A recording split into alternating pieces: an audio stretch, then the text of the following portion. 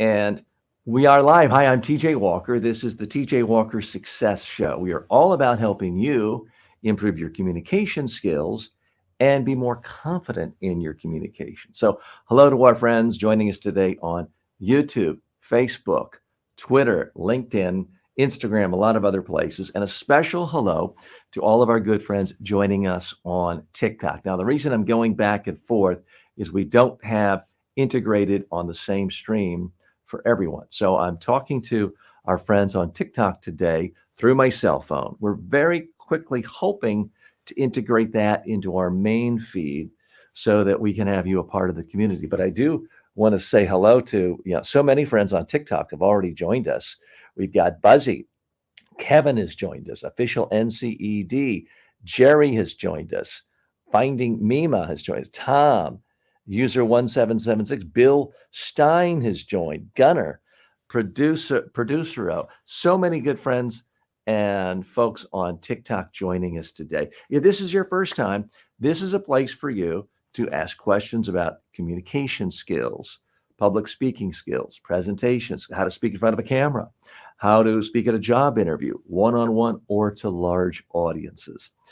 So every single day, typically 9 a.m. Eastern time to noon, we're live right here trying to provide the world's largest forum for communication skills and a community for people who want to build their communication skills, get more confident, comfortable in their communication skills, so they can do whatever they want anywhere as it relates to creating social media videos, pitching their business, everything else.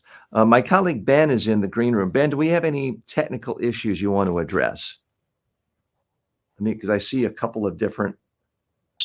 Oh, Hi, Ben. Is everything good on a technical side?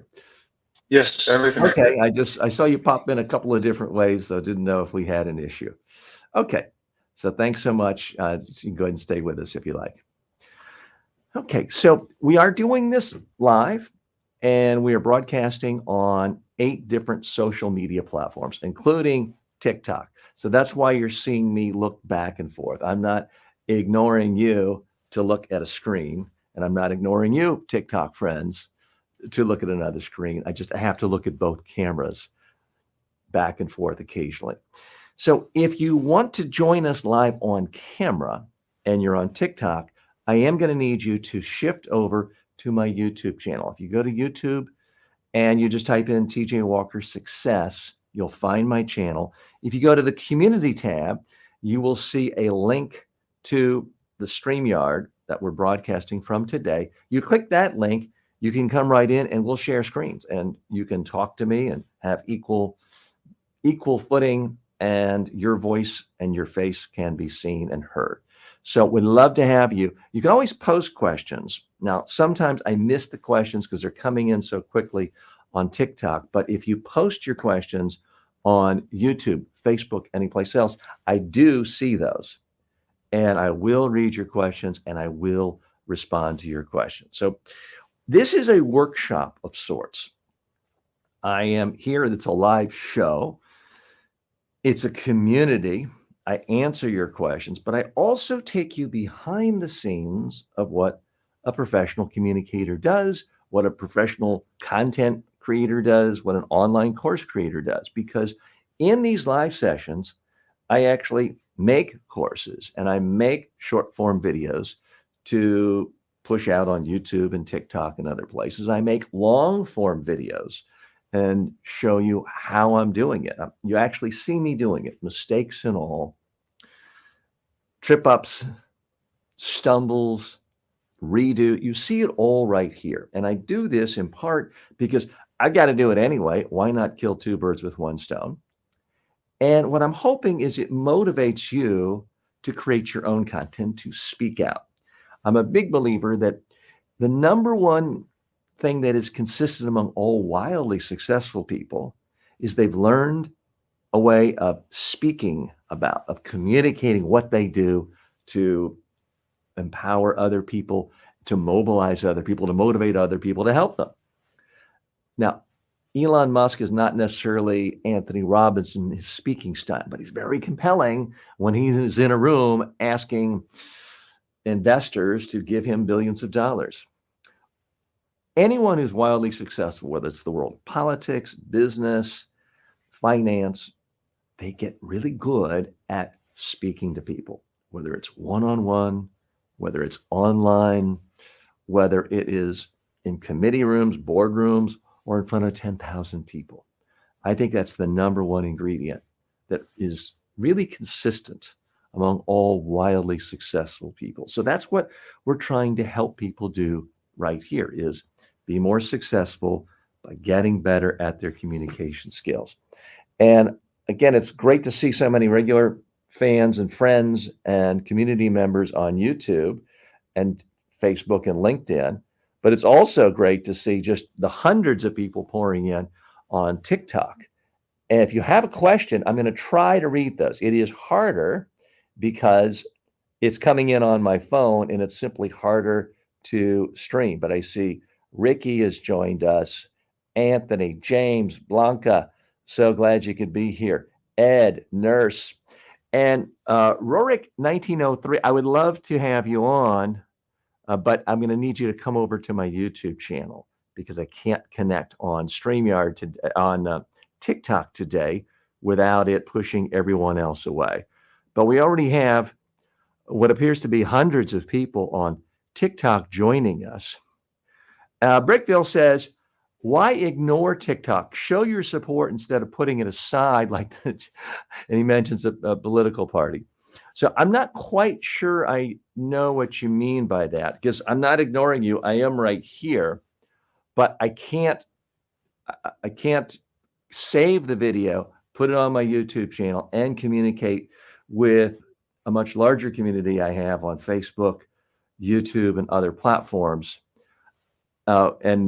and just be on TikTok. So that is the reason we're hoping to figure out how to do that better and how to integrate everything in one, because I do know it can be done. But again, I want to thank so many of you for joining me on TikTok and YouTube, Facebook, elsewhere.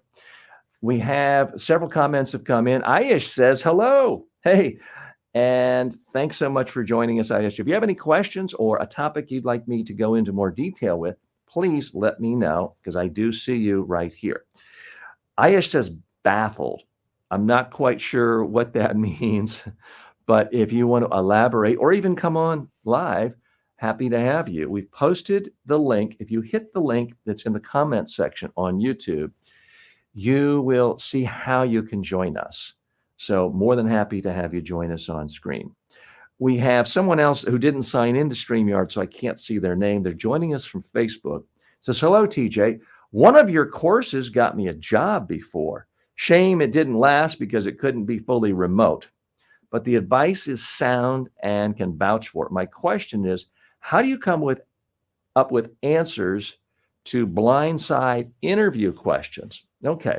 Well, first of all, it warms my heart to know that you got a job in part because of the skills you learned from one of my courses. So thanks so much for sharing that. And I do wish you continued luck in your career.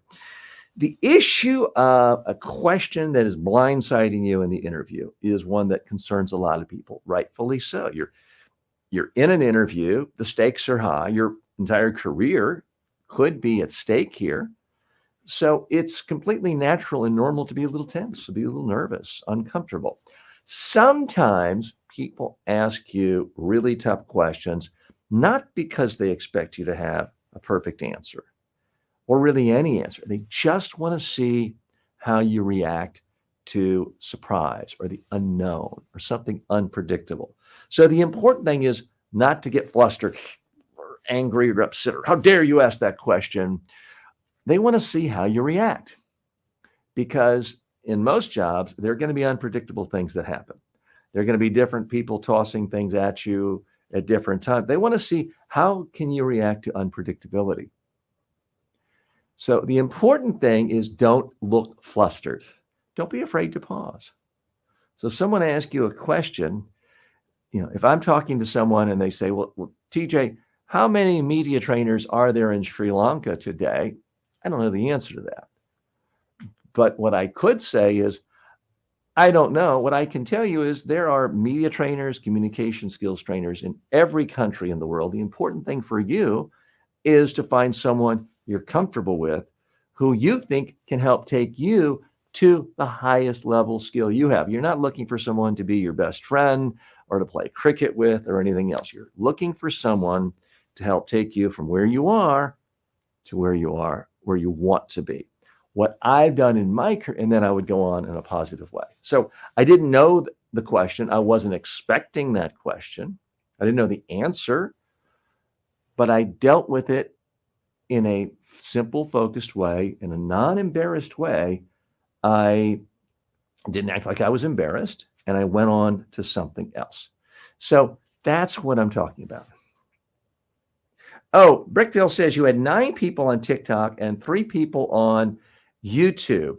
So I'm seeing name after name after name streaming across on TikTok. It may be that people come on for a few seconds and leave. That's entirely possible. It may be at any one point there are 9. So Brickville, I don't know all the ins and outs, and I am trying to do the show, look at StreamYard, look at basically 8 different platforms, and TikTok is on my phone on a tripod about 2.5, 3 feet away, and I'm running the mixer. So I do apologize that I might not have every single nuance here. I can tell you, for me and most people, when you do live, it's not about getting gigantic audiences most of the time. The bigger audiences come from people watching short videos and videos on demand. So in the last week, I've had some short form videos hit 10,000 views. No, some have only had 400 or 500 views. But collectively, in any given month across social media, I'm not Mr. Beast, but I am hitting hundreds and hundreds of thousands of people. The beauty of the live video is it allows for a deeper connection because people can actually talk to you. You can come on screen right now and talk to me. You can ask questions. There's much more interaction. It's better for building a community and just going deeper with a handful of people. So that's why I think a lot of people do it live. I'm also doing it because you give me good ideas for questions I can answer that can then be edited into short form video, long form video that can be distributed across social media. So I figure there's a way of helping you and helping me at the same time. Would I love it for there to be 10 million people watching live right now? Sure, there'd be a lot more ways of monetizing, but very few people are able to do that. And I get value out of being able to talk directly with people, answer their questions, and when people do want to come on, even better. Iris says, didn't you get baffled while doing all these multiple things? I occasionally do. It is a learning process. We've been going live in this setting with, multiple cameras. Excuse me, TikTok, you can't see that. But we have a 3-camera studio here.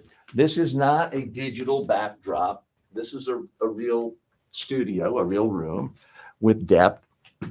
And so it's been a learning process. Is it absolutely perfect? If I were a big network, I would have probably dozens of technicians. We would do rehearsals for several weeks. But I'm not a big network. I'm a small little company.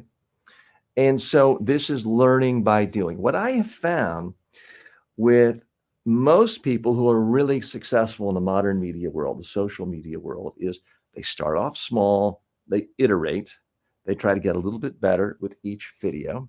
Now, I'm certainly no Mr. Beast, and I'm not trying to be an entertainer like Mr. Beast, but I do think he often dispenses genuine wisdom when asked to talk about his craft. And he says, just do 100 videos, try to get 1% better each time. Don't worry about having a big audience, whether it's live or on demand or TikTok or anywhere. Just focus on creating content, focus on getting 1% better each time, and give yourself time. He had essentially no audience after 5 years of regular posting. Now, I've been on YouTube since the beginning of YouTube, 2005, and this, Mr. Beast was in diapers essentially. So I'm not suggesting that I've just started and I'm guaranteed the vast audience of Mr. Beast, but doing this live in this format, in this studio with a mixer, all of these things is about 2 months old now. So we're still very much in a big learning phase. I mean, I get up in the morning and I'm so excited to hop out of bed, run to the office, which is about 5 blocks away, because I learn something every single day about the technology. I mean, just this morning, I was talking to my producer and COO, Ben, about how do we really connect TikTok with our StreamYard so that we can all be off the same camera, the same screen, the same quality of audio.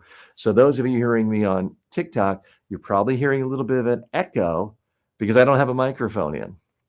And you're not hearing the shotgun mic that everyone's hearing on YouTube. If you do want to hear that, please come on over and join us on YouTube. It's just go to YouTube, type in TJ Walker Success, and you will see us there. And you can join us live on camera there. So I would love to hear your questions and actually talk to you one-on-one.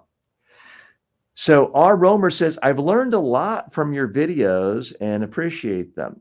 Oh, Ayush points out there's more connectivity with live. Well, yes, because I can see you. I can mention you by name. You can ask me a question. We can have a real dialogue. If all you ever do is see the slick, polished video of some communications expert, there's a distance there. So, for example, I think the guys at Charisma on Command are fantastic. They typically do 3-4 videos a month, highly polished. There's a different edit of a different movie star every 1/8 of a second, it seems like, and they deliver great communication skills lessons. So I'm not in any way knocking them. But it's very slick, polished, 13 to 15 minute long, and you watch it, but you're there to watch. It's not about the interaction, about you being able to ask them questions. They leave that for their live workshops. There's nothing wrong with that model.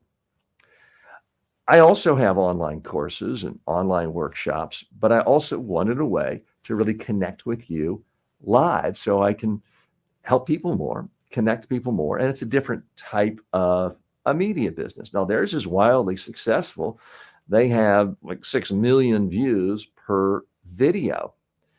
So hats off to the folks at Charisma on Command. You may want to check out that channel. But this is a different experience. I'm trying to provide a forum so that you, Ayush, can ask me questions, and R. Romer, you can ask questions, and we can learn together and build more of a community of people trying to learn how to improve communication skills, because no one ever knows everything. I'm learning new things every day. There's always something new to learn, whether it is a body language aspect or whether it is how to connect the technology so that people on TikTok can see you and hear you on StreamYard. New body language. In fact, I realized I made a blunder the other day. One of my videos has a sign where I'm doing this. In America, this is okay. This is considered 100% positive. But in doing research for this show and my own ongoing education, I learned that that symbol has extraordinarily negative implications in some cultures. And forgive me, I forgot which one.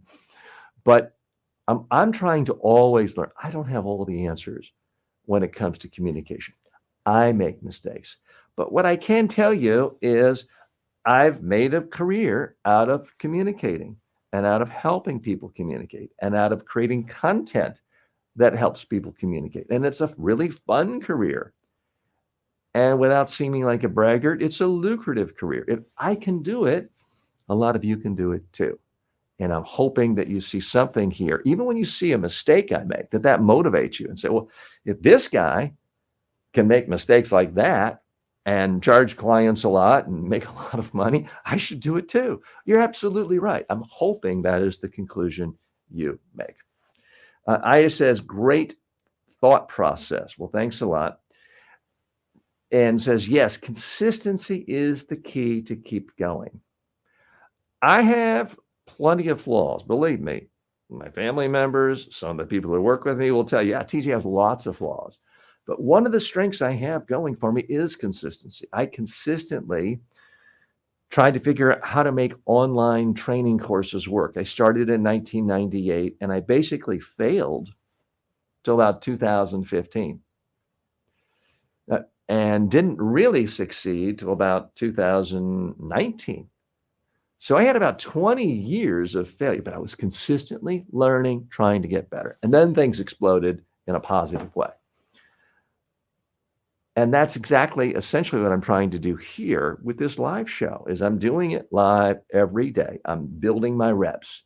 I'm trying to learn as I go so that ultimately we can have a large, meaningful community here. I can reach a lot of people this way, and I can have a much larger audience, get tips, tricks, tools through my online or on-demand videos that are edited down by my editing team. Now, Romer says, I've learned a lot from your videos and I appreciate them. That's music to my ears, but I would ask you, I'm not seeking compliments here, but I would like to know what specifically did you learn? What did you learn that was most meaningful to you? I would like to know that because that allows me to sometimes double down on that and give people more of that. Sometimes I may toss out something, and this is true of anyone. You toss out an idea in response to a question where you think it's no big deal, but it really helped somebody else. And then you know to use that example in the future. Again, special hello to all of our friends on TikTok. I really appreciate you joining us. See, Jeremy is with us. And somebody named Sexy Guy says you look good in suit. Well, thanks so much. Some people don't like pinstripe suits. Someone just the other day said, TJ, why are you wearing a pinstripe suit? Those are out of fashion. I'm not trying to be fashionable. I'm trying to be classic and demonstrate professionalism and classic elegance. This is a suit that was handmade just for me by my tailor in London. And it's now, I think, 16 years old. I love the suit. And it is the perfect fit, except when I eat too many desserts, which is why you don't see my jacket buttoned right now, typically. But thank you so much for mentioning that. And more comments coming in. So thank you so much, all my good friends on TikTok. Again, if you want to ask me questions live and appear on screen, all you need to do is pop over to the YouTube channel.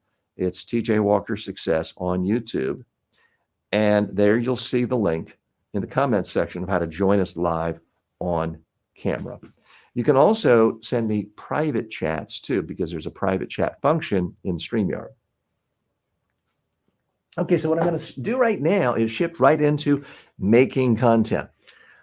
I make content in a lot of different ways. Sometimes it's an idea in my own head. Sometimes students email me questions. Sometimes I use ChatGPT, and sometimes people give me suggestions right here in these live sessions. And it occurred to me, since one of you already did that, I should just go ahead and make a video on that very subject. What do you do if you're blindsided in an interview, a job interview question? So I'm going to go to camera 2. You can't tell what I'm doing because you're only seeing me on one camera, TikTok. But those of you joining us in our regular stream on YouTube and all the other social media platforms see me in a studio where there's 3 cameras. So I'm going to shift to a different camera for this. And I'm going to attempt to do a short form video and then a long form video. So what do you do if you're in a job interview and all of a sudden you're blindsided by a question, maybe even a crazy question? Well, first of all, relax. It may be the person asking you the question just wants to see how you react to stress, to surprise, to the unknowable, because things like that happen in real life. The important thing is don't act flustered or annoyed or mad or scared or upset. Just look calm, relax. Don't be afraid to say, I don't know, and then segue to something relevant you do know. Okay. And those of you joining me for the first time, what I'm doing there is I am hitting a mixer and recording only certain elements of this show in 4K, the super high def. And forgive me, I might not be using the right technical terms, but it's the absolute highest in quality video. It also takes the most space. So I record those things and then I upload just segments of this show to my editing team, and they edit these down to short form and long form videos. Everything we're doing here is going to be rebroadcast as a video on demand on YouTube and a few other platforms. So if you feel like you missed something, you can always go back and watch that. I say it for now. At some point, we may be taking off the lives after the fact and just making that available to our members. Sherry says, good morning. Well, Sherry, so good to hear from you. And thanks for stopping by.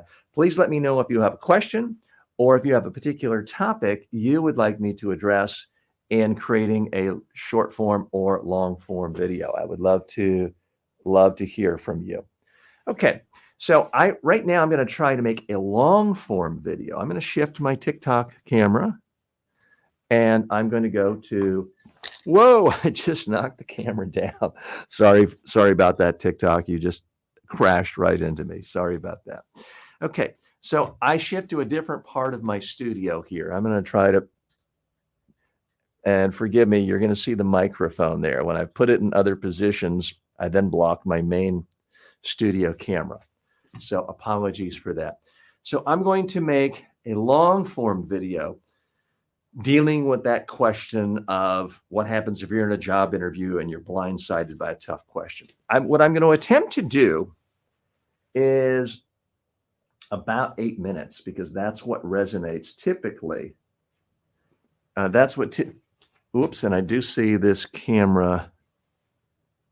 Yeah, this camera is in the scene just a little bit. I'm going to have to move that back. Okay.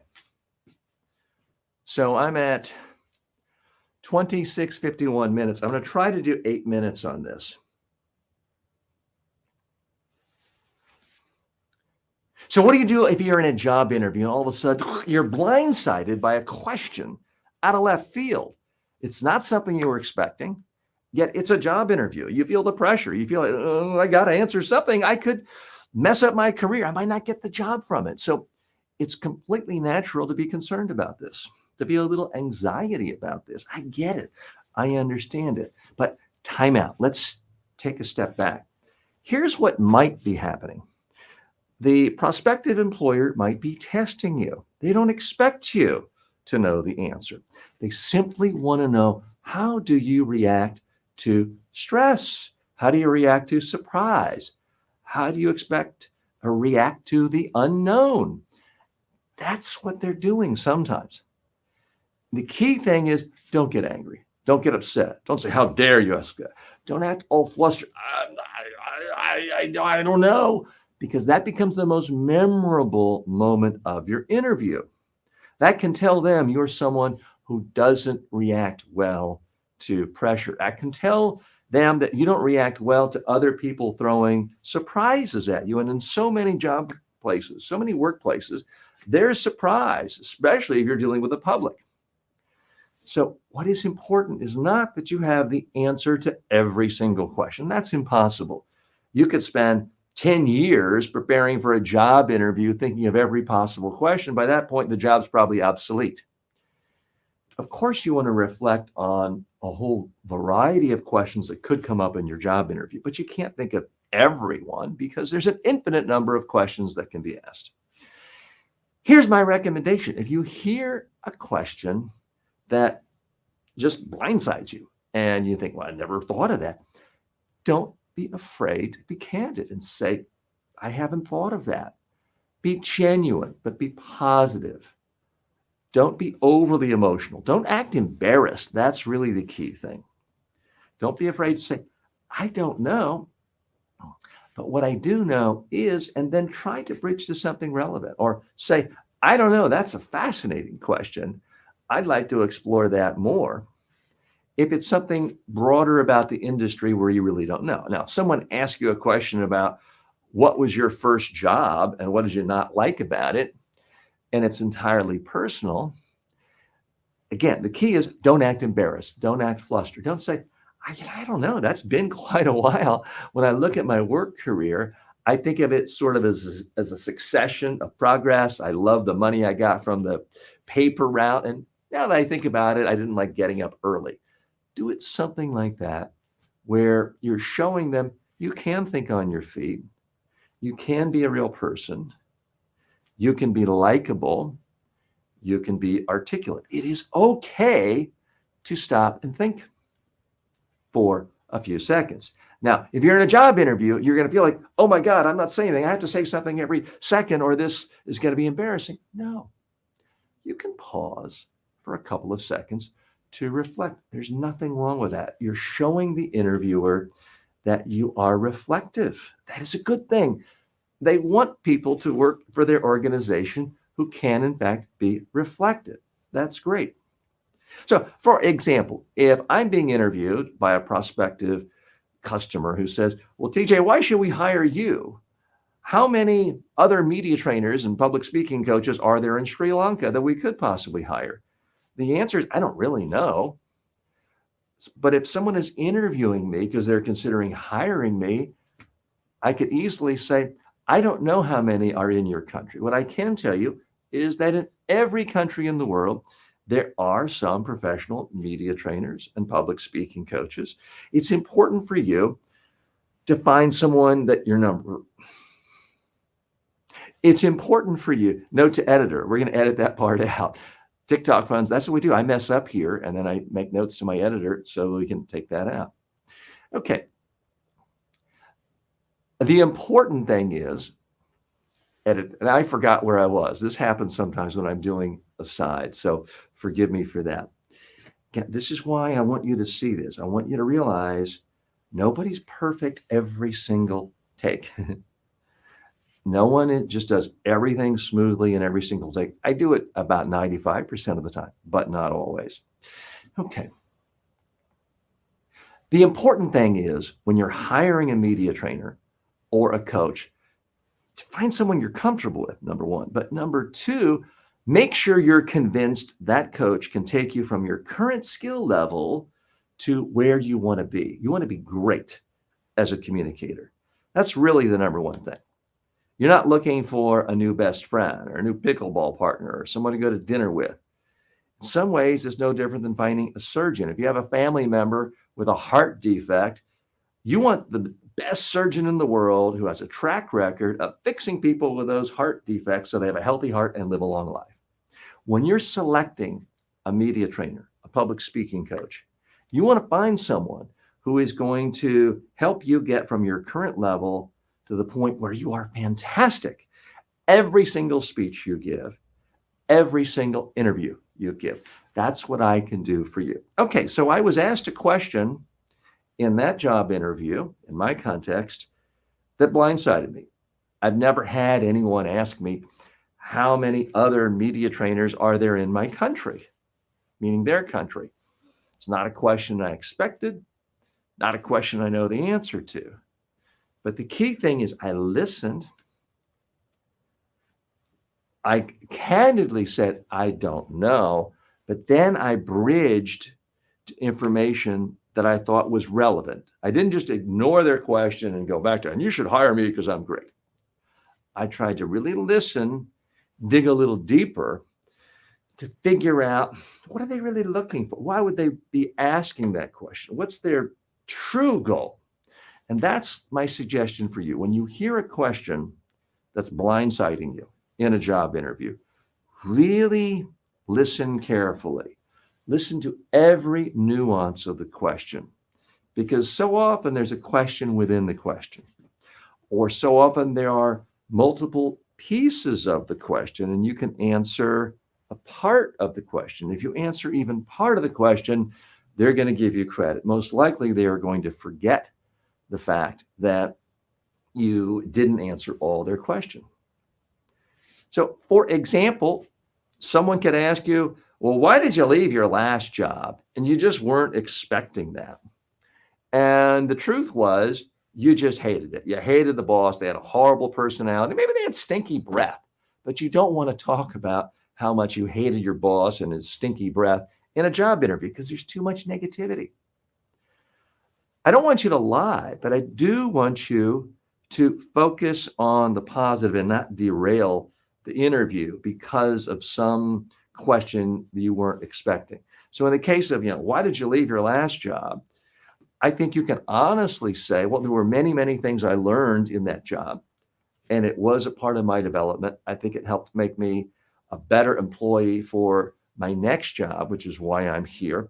And I felt like I just needed more opportunities and more room for growth. That can be true, while at the same time, you couldn't stand your boss because of his stinky breath. They're not mutually exclusive, so you're not lying. I don't want you to lie. I want you to be sincere, and I want you to be authentic. But when you're in a job interview, that's not the time to tell people every single flaw and go into details. Well, I showed up late, hungover 3 Mondays in a row, and my boss fired me. I hope that didn't happen. But it's not the time to talk about every single flaw the way you would with your best friend or someone you went to high school with. So please keep in mind, what's going to derail your chances in a job interview is not typically the fact that you didn't answer the question right away. You can think about it for a second or two. It's not that you said the wrong answer to a tough question.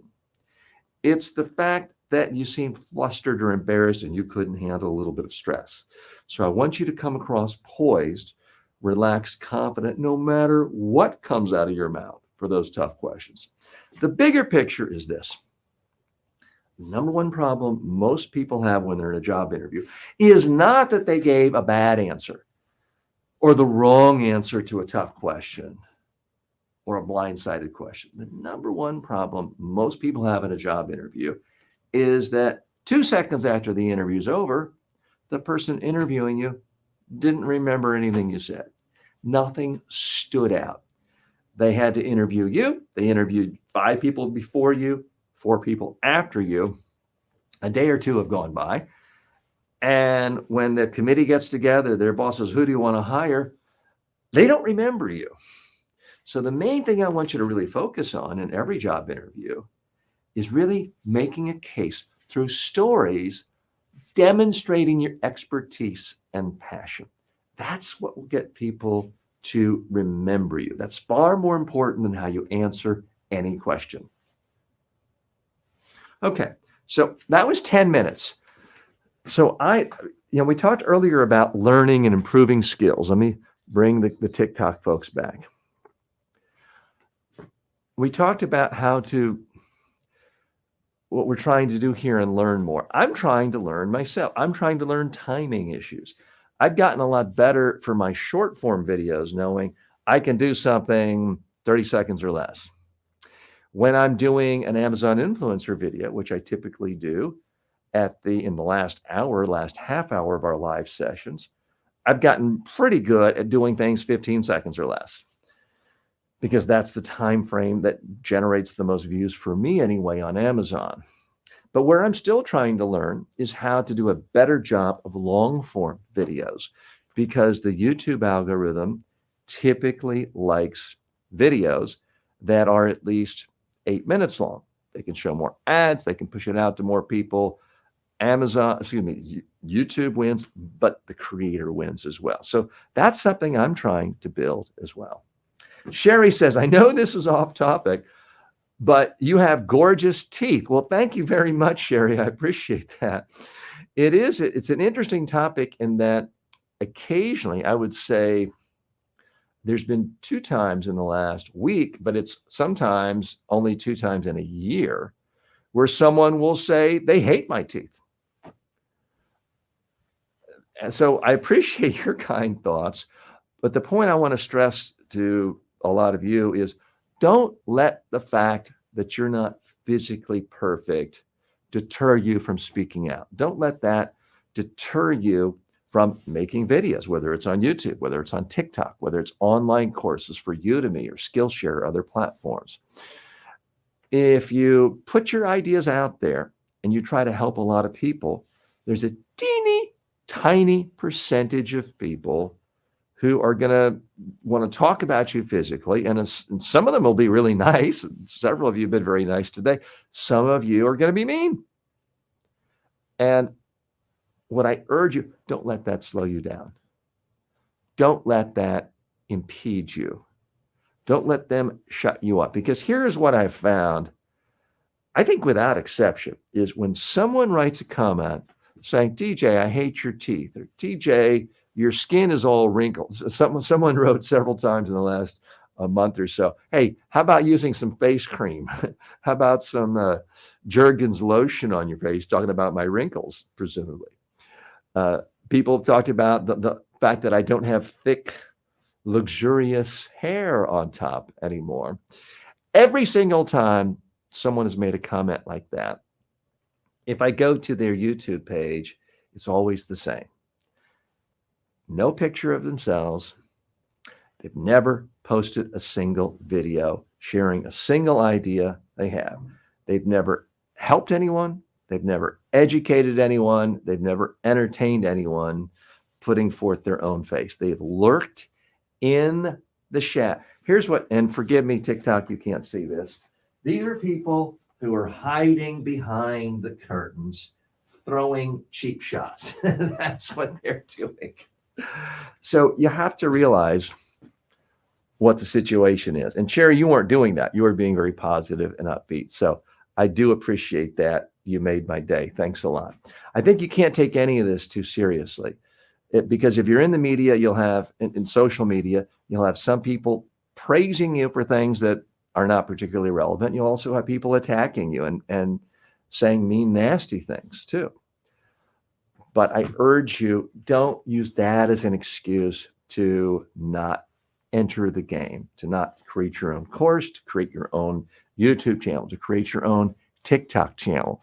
Please get in the game and figure out a way of sharing your own expertise, because I do think that everybody has some piece of expertise where they can help someone else. You might not be the best in the world at it, but if you are just a couple of steps ahead of someone else, you can help them get better. I mean, there are people in the world where they make a fortune just telling people how to make a dimple in their tie.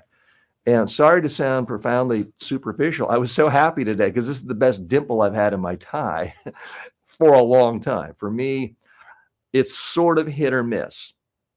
I've watched videos on YouTube on how to make dimples and ties, and I'm good at it. I'm okay at it most of the time, but sometimes it's awful. I don't have time to redo it. Every once in a while, it's just a great one. So forgive me for sounding self-serving. I was very happy with my dimple in my tie, but somebody out there in the world, you can go to YouTube, I'm sure it's on TikTok, has made a business out of just teaching people how to tie their tie in a way that creates a perfect dimple. That's what's amazing about the modern world we live in, is you can make a living out of almost any form of expertise if you share the expertise with people in different ways, through online courses, through YouTube videos, through TikTok videos, through blogs, through self-published books on Kindle. There's so many ways of sharing your expertise with the world where you're helping people and helping yourself and making money. Now, the focus of this particular channel is not writing books. I'm not against books, and hey, I've written half a dozen books, and you're more than welcome to check them out. I'm not anti-book. But my point, the whole point of this channel is the number one way to really help yourself the most, to sell yourself the most, to be more successful, is to be great every time you speak, every time you open your mouth. And I don't mean just up on a stage with 10,000 people. That doesn't happen to most of us very often.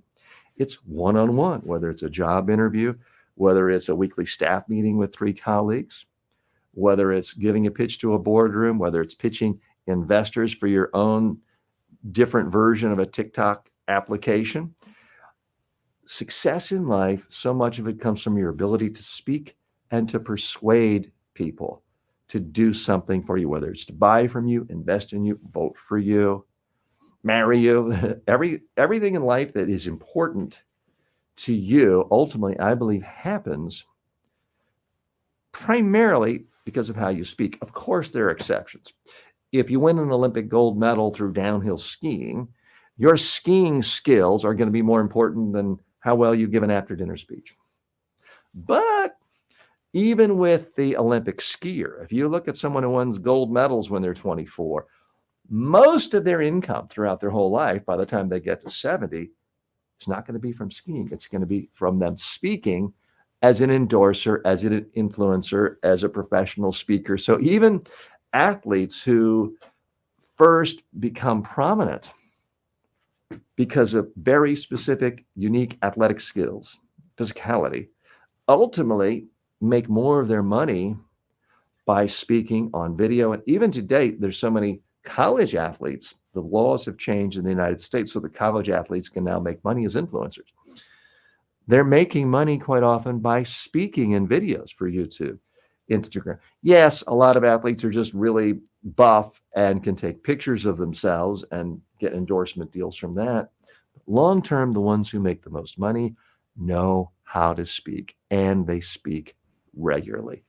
So I'm getting messages from TikTok asking me to invite people to join as a live guest. I would love to have you on as a live guest. What I'm going to need you to do, if you want to join me, is to come on over to my YouTube channel where we use a platform called StreamYard. And with StreamYard, you can then hit a button, you join me live right on the screen, 50-50. I can hear you, our audience can hear you. You can ask questions too. In a moment, I'm going to create more short form and long form video. Oh, I forgot to hit stop. That's going to eat up a lot of bandwidth there. So I am going to answer more questions generated by ChatGPT. I always give preference to people who show up live and ask questions. And thanks, Sherry, for your final comments. Sherry has to go, but says thanks a lot and sends blessings. So Sherry, so good to hear from you. Always happy if people can just sort of come in for 10 minutes, get a little taste and leave. We're here typically 3 hours a day, but you don't have to be here for 3 hours a day.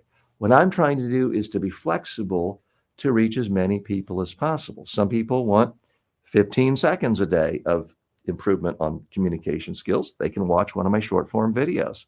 Some people don't mind investing 8 minutes. They can watch an edited long form video.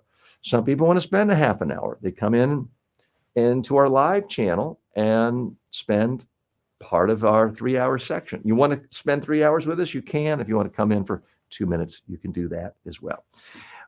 In just a moment, we're going to take a commercial break. These commercials are not the typical commercials you see on social media.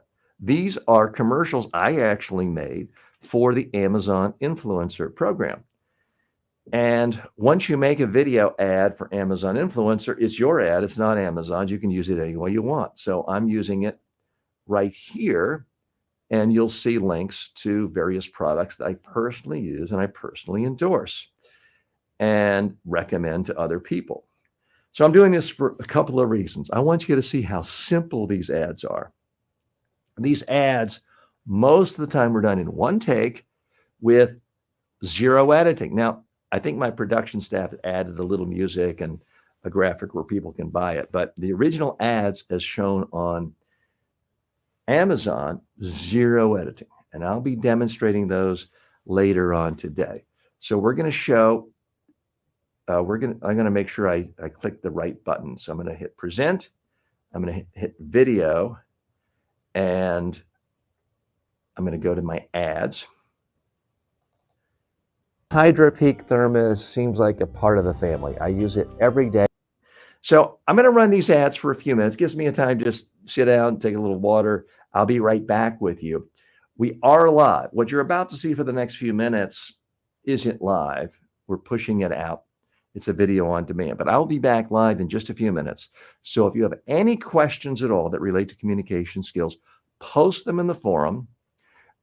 You can post them on TikTok, but it's easy to get lost in TikTok. So if you want to guarantee your chances of me seeing your questions related to communication skills, then I would highly recommend you come on over to YouTube, and it's TJ Walker Success on YouTube. Now, I am seeing something on, some of you mentioned that they saw a specific number I had of people live on TikTok. I'm seeing something on my TikTok channel that says 382 hearts. And it said 0 when we started this 50 minutes ago. So I'm guessing that means that many people came on, but I don't know entirely. So I'm still trying to learn that. And I want to say hello to Chris Martin, who just joined us, and Michelle Hamilton as well. So I'm going to, here's what I'll do. I'm going to show you folks on TikTok what everyone else is looking at. So I'm going to bring this down, and I realize this is less than ideal, but this will only be for a couple of minutes. And you can see exactly what people are seeing on our live stream this way. I carry it with me to the pickleball court every day. I live in South Florida where it is hot and muggy, and it's important to me to be properly hydrated. I don't want to rely on a vending machine that's peddling other stuff. I want to take my own filtered water. That's why I use this HydroPeak. It does a fantastic job. It's durable. I've dropped it many times, have a dent or two in it. It still works perfectly. If you're looking for a thermos that is durable, sturdy, doesn't leak, I don't think you can go wrong with a HydroPack. Are you looking for something light and easy to take around to bring your music to your next party, beach, barbecue? A way of creating a little extra light in any room. This Glide Gear teleprompter is fantastic. I mount it on my tripod. The camera goes in the back. I then pull this out and I put my iPad there. All of my text, my script is on there.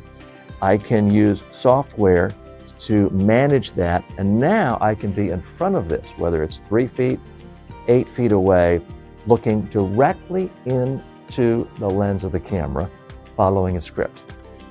No more of this stuff where I'm looking at cue cards over here, up there. I'm looking right at the camera. So it makes things really look and feel professional. Hi, I'm TJ with the TJ Walker Success Channel. I create videos for a living, media training online courses, and there are times when I've got to get it word for word just right, whether it's an ad for someone else or my own products or services. That's why I have to use a teleprompter. This one has never failed me. I like the Kirkland water filter cartridges because I drink water all day long and I don't like chlorine taste in my water. Hi, I'm TJ with the TJ Walker Success Channel. I talk for a living. I make videos all day long on YouTube, make online courses, and do speeches and workshops. So I get dried out a lot and quickly. So I'm drinking water all day long. I use these water filter cartridges. I go through them and they continue to do a good job. I've used this brand for many years now, never had a problem. They always fit perfectly. They always work fine. They keep my water tasting fresh and chemical free. So I like these cartridges. If you're looking for cartridges and they fit your water filter, give these a try. This eMart Chroma Key green screen is fantastic. I've used it for literally thousands. You're gonna think I'm making this up. Thousands of videos over the last few years. I'll do production here and sometimes make 100 in a day, and it can look like I'm anywhere. Now, what I like about this green screen is it's got stability to it. There's never any wrinkles. It's huge. It goes down easily. It goes back up. And if you're using a different set, you push it all the way down and you can just put it in a corner. So it really is flexible.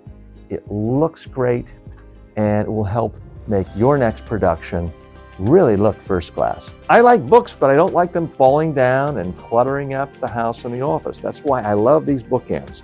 They don't call attention to themselves. They do one thing. They keep my books nice, neat together and not falling down. I use them on my shelves.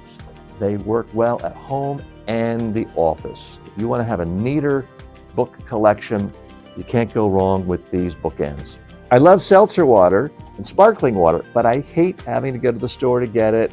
I don't like more and more bottles for landfill. That's why I love my soda. Okay, we are now back live. Just wanted to show you a few commercials while I take a break. And I'm going to put our TikTok friends back in the position where they could see me. They're joining us live today from my cell phone. So appreciate your indulgences there. And then I've bent the camera tripod in a way that's hard for them to see. Okay, so we have you back. So again, this is the show where we sort of take you behind the scenes. I'm transparent. We've been broadcasting for a little less than an hour. I'm noticing I've got a little bit of a shine. So I'm going to again take you behind the scenes. This is not what you see if you're watching CNN or Fox or the BBC or Al Jazeera or Bloomberg. And believe me, I've been on all of those channels, and most of them have a very nice makeup department, but they're not showing you the people getting their makeup on. I'm going to do that right now. I give a little mosaic powder. I swirl a brush around. I tap, and I'm just going to put a very light bit of powder. I'm not trying to make myself look beautiful. I'm not trying to make myself look tan. All I'm doing is trying to reduce the shine. I don't want to look like I'm actually sweating in front of you. So that's why I'm doing that. You don't have to. Are there YouTube stars who have billions of views who've never once used makeup? Sure. It's just a little extra that makes me feel a little more comfortable that you can focus on my message and not thinking, well, why is this oily, shiny, plasticky guy talking to me? It just reduces one little element. I want to say hello to our YouTube friends who've just joined us. Thank you so much for doing that. Some of you are joining us today from Facebook, from Instagram. We have a lot of folks joining us on TikTok today. I can't see how many are live this moment, but we've had more than 300 people joining us from TikTok today. Very much appreciate you stopping by. And if you'd like to ask questions, just feel free to come on over to the YouTube channel. It's TJ Walker Success on YouTube, and you can come right on screen and ask questions and talk to me. Okay, so what I'm going to do now is produce more videos. You're going to see me behind the scenes actually produce YouTube Shorts, TikTok Shorts, and YouTube long form videos.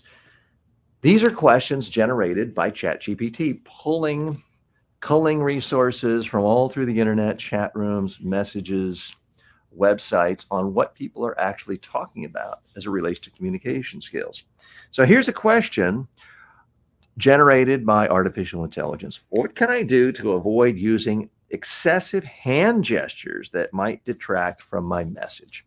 Okay, this is a question that comes up not infrequently. So I want to deal with that and give it its proper attention. I'm going to shift to camera 2. I'm going to move my water bottles out of the way.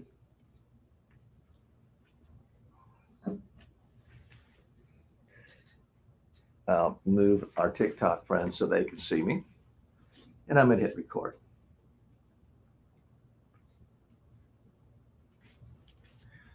So what do you do if you're worried about excessive hand gestures detracting from your message? Time out.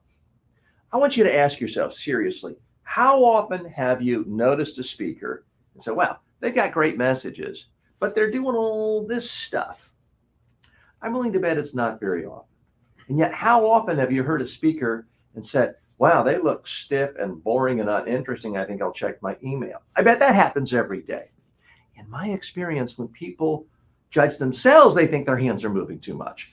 But when they judge others, they don't notice the hands moving. You actually want your hands to move so you don't look boring. Okay, so that's the short form for that. So I have to do that in less than 60 seconds, which I'm pretty sure I did there.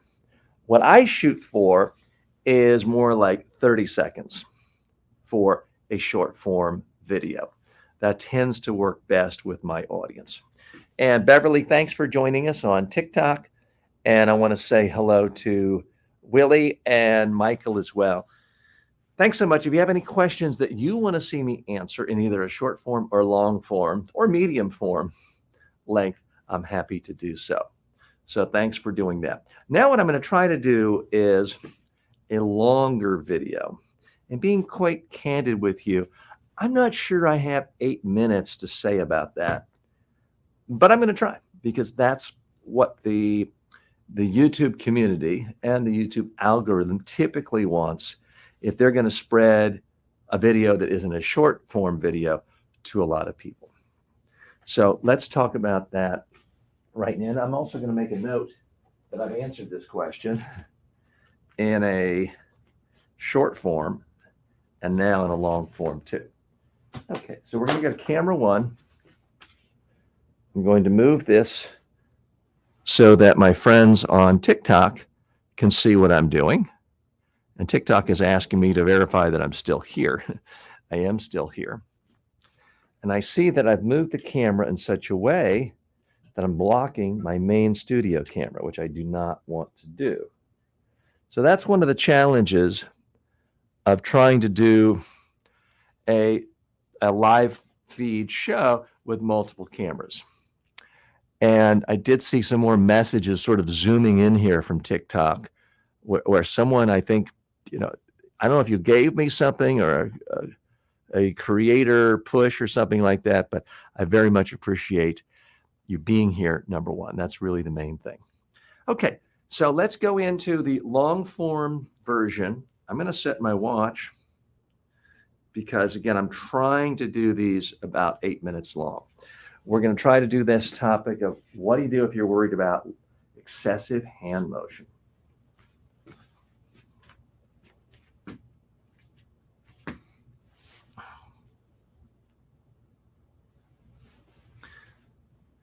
So what do you do if you're worried about excessive hand motion detracting from your message when you're giving a speech or presentation? It's a concern a lot of people have. Well, time out a minute. Let me ask you, how often do you really see other people moving their hands wild and crazy when they're giving a present? I'm sure it's happened once in your life. Certainly, I've seen comedians, Will Ferrell and Ricky Bobby's character, when he's in an interview after winning a race and say, I don't know what to do with my hands. But that's for comedy. In my experience, the number one thing people do with their hands to distract from their message is not too much movement. It's this or this. Hi, everybody. I'm very comfortable to be here today. I look frozen and stiff and scared. Or hands in the pockets. This is not a good look. Or hands on the lectern, or leaning on it, or holding a pen. Those are things you do with your hands that send a message to people. Hey, everybody, I'm kind of nervous. I'm not very comfortable here today. I'm not really confident in my message, so maybe you should pull out your cell phone now and distract yourself. That's the problem with hand movement, or really lack of hand movement that most speakers have.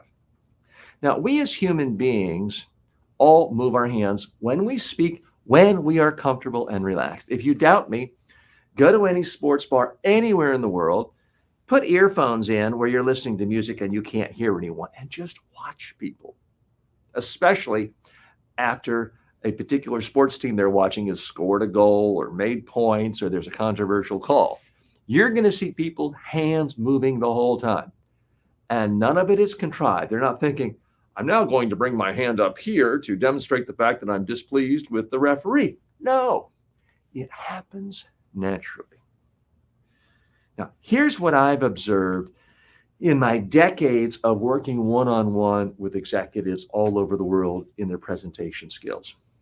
Typical setting, we've got 5, 6 executives in a room. Each person stands up, gives a presentation. I'm video recording each one. We're playing it back. We're now asking each executive to talk about what they like and they don't like. And invariably, someone will say, well, TJ, I hated the fact that I waved my hands around excessively and it was really distracting. I'll say, oh, really? Yeah, you're right. It must have been bad. How many of us agree that Smithers' hand motions were wildly excessive and distracting?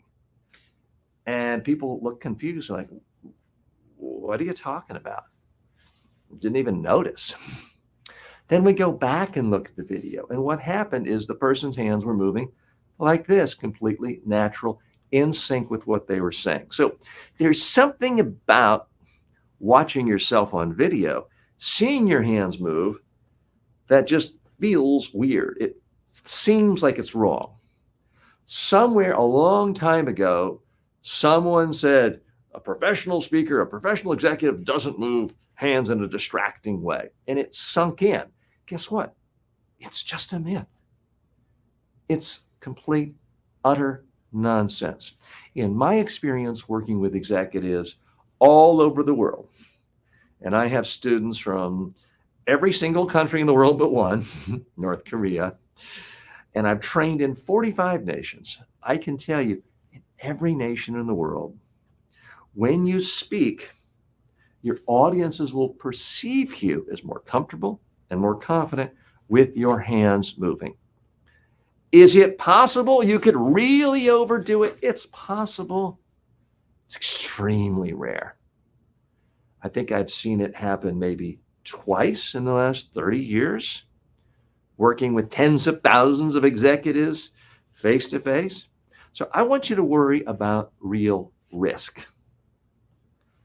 The real risk for you and most people when it comes to your hands is not moving them enough, being frozen, being stiff, this.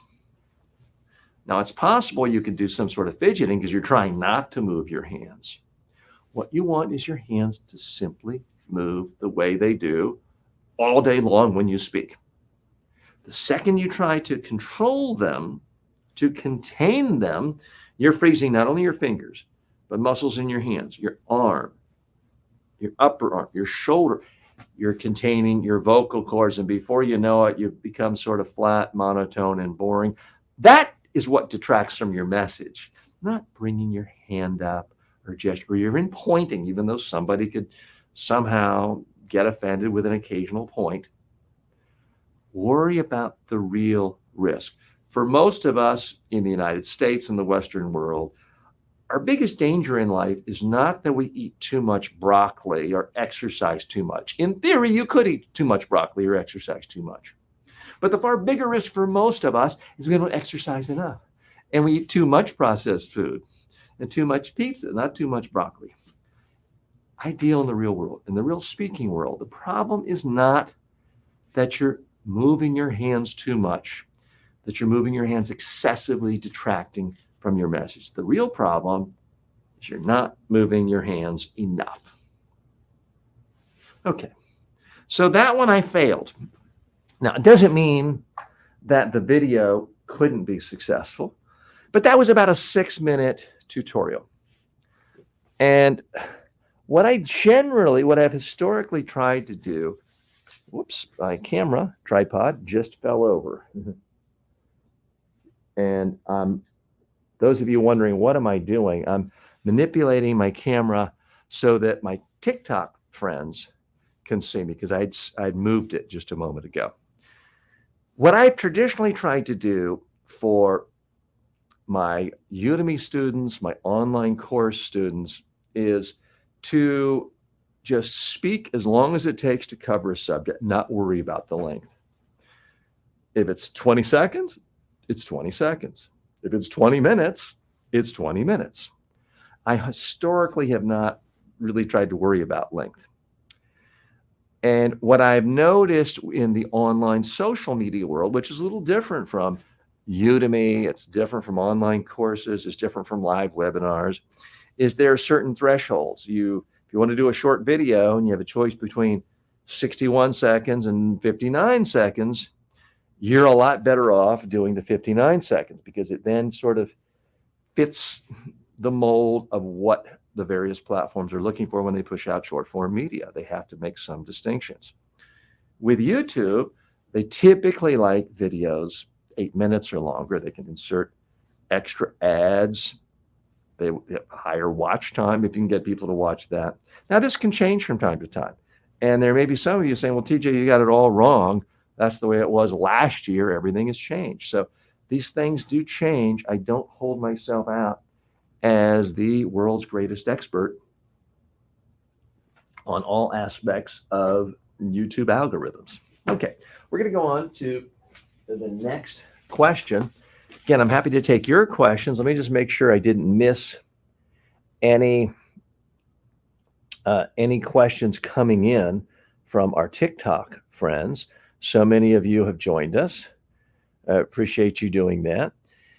And we have so many folks from YouTube, Facebook, LinkedIn, other places. So always happy that you're here. Maybe you don't have a question, but if you are watching, and I see a number of people are watching, then please let us know. Just let us know your name, where you are today. We typically have a lot of people joining us from the United States, which is where I'm based, but also in India, in Pakistan, South America, Africa, Asia, Europe, all over. So if you do see this, please just let me know, where are you based? I would love to know where you are and see who's there. I see James is there. Hi, James. TikTok is giving me a little nudge saying, say hi. Black Life is with us. We have Jerry joining us on TikTok as well. Cora is from Philadelphia joining us today. Philadelphia, a great city. I've spent many fun, interesting times doing trainings there, going to all your wonderful museums. So fantastic, Cora, you're with us today. Okay, I'm going to go on to the next question. This one is, how can I prevent the use of filler phrases like "you know" or "basically" that weaken the clarity and impact of my speech? Okay, this is a common problem. Excuse me for 1 minute. I don't quite know why, because I have my air conditioning on at 73 degrees.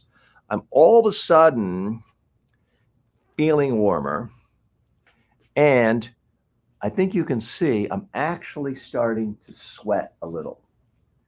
So again, if we were a regular network broadcast, there would be commercials every 10 minutes, and I'd stop and the makeup team would run over.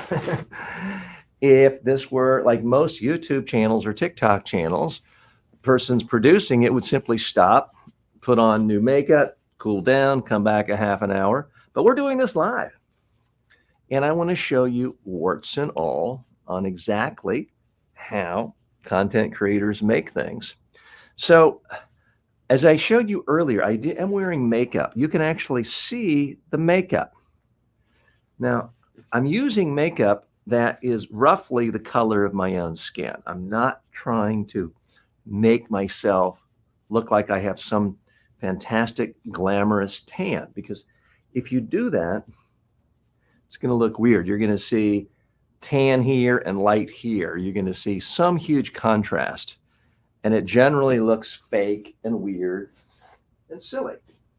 So I'm not about trying to make myself look dramatically better.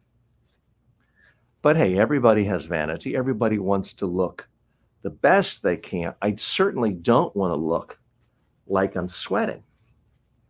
The problem with sweating is you can look plastic on video. It can also send a message. People could perceive it as, you're nervous. Oh my gosh, did you see that guy sweating? He must be nervous. I think at some point we've all seen a public speaker sweating, and they're also shaking and they're nervous, and you feel sympathy for the person. And I don't want your sympathy. I want you to actually focus on the messages that you can take away that can help you in your own career. All right, so I'm feeling much cooler. I feel like I've taken the sweat away. What I'm going to do now is reapply makeup. Now, there is a danger, especially if you're not a professional makeup artist. If you reapply makeup, you can put it on too heavy some places, and then that can create huge contrast. So I'm going to try to not do that. So what I have here is a mosaic powder, and that's just a fancy word for there's a lot of different colors. I take a big brush, I swirl it around. I don't want too much on, so I'm actually going to hit off excess. And I'm just going to very lightly put it on. Because again, all I'm trying to do is eliminate shine. I'm not trying to make myself beautiful. I'm simply trying to even up the tones and reduce the shine. So that's what I'm doing there.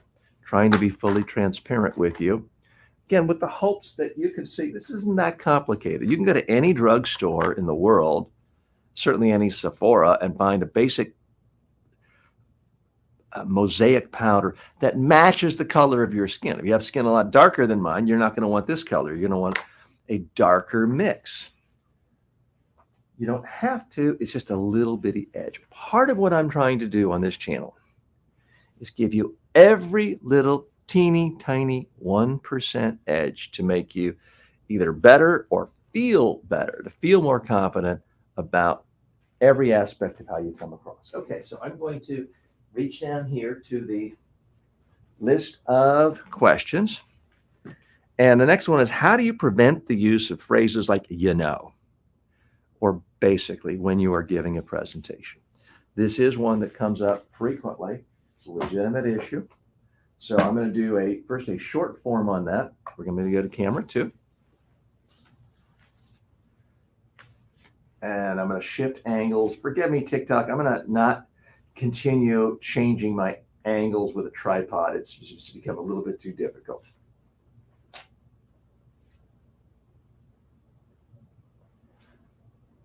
What do you do if you basically have the problem of, giving a presentation using filler words like basically, and it's distracting?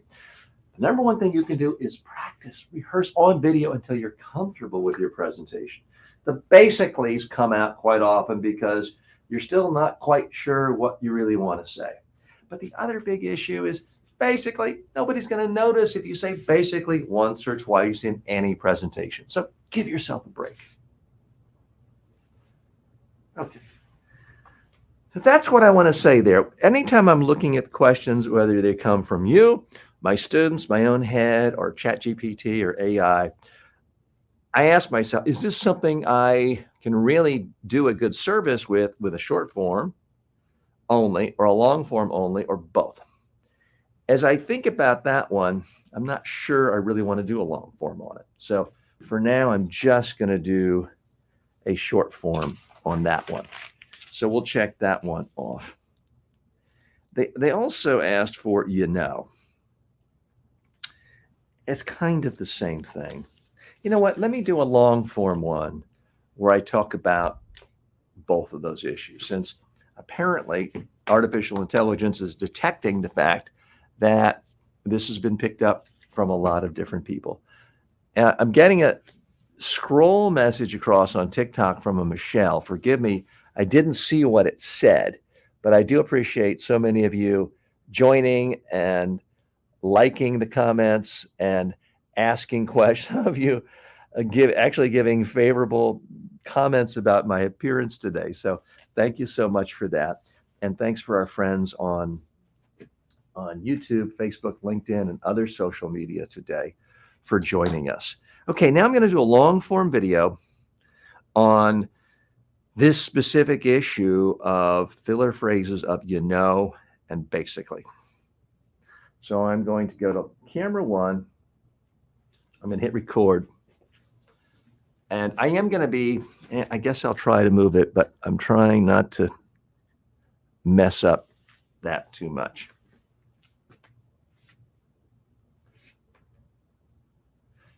Today, I want to talk about basically the issue of what happens when, you fill up your speech, your presentation with filler words like basically and This is a big concern for a lot of my clients around the world.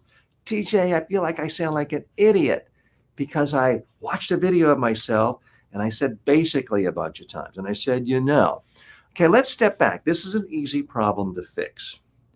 Many times when you have these filler phrases coming up, it's because you simply didn't rehearse enough on video. I know you don't want to hear it, but the number one way to get really comfortable with your presentation, to get comfortable with what you're going to say, how you're going to say it, when you're going to say it, is to rehearse on video and look at it again and again until you like what you see. Because if you've gotten to the point where you give a presentation and you watch a video of it and you like yourself and you say, that's exactly how I want to come across, everything's easier. You're so much less stressed. You're not nervous anymore. And it's the nervousness that sometimes has the basicallys and the coming out of our mouth because we're trying to figure out, what am I going to say next? How do I fill this sound?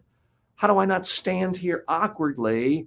I can basically use filler words like basically and It won't happen if you have rehearsed properly. Now, there are going to be some times when you can't rehearse a lot or as many times as you want to. I get that. I live in the real world. A part of what you need to do is simply learn the discipline of pausing. Nervous speakers, bad speakers, beginner speakers, they never pause. They're like, I want to finish this. I want to finish this. I want to go through the PowerPoint slide. I want to do this so I can sit down. And if I don't talk every single second, I'll fill it up with some sort of filler like basically, or or ah. Don't do that. Great speakers pause. They use punctuation. When you're reading a paragraph, there are periods that show a pause. There are commas that show a pause. There are paragraph breaks. There are chapter breaks. These are pauses. It allows the reader to process the information and to know when a particular idea is over.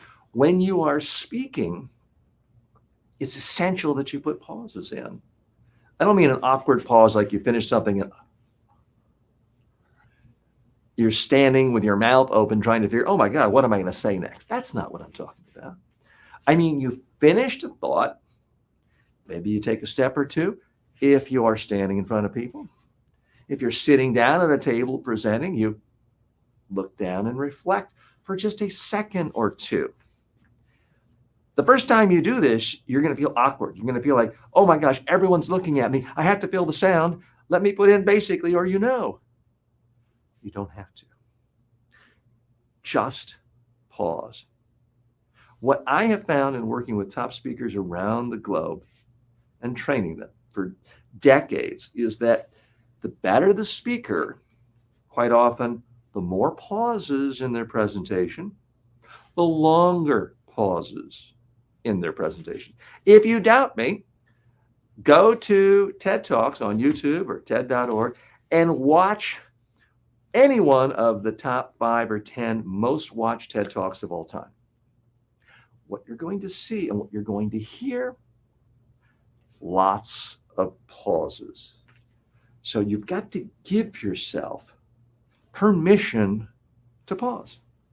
See what I did right there? Now, if I did it that way the whole time, it might be annoying, but I was emphasizing key points.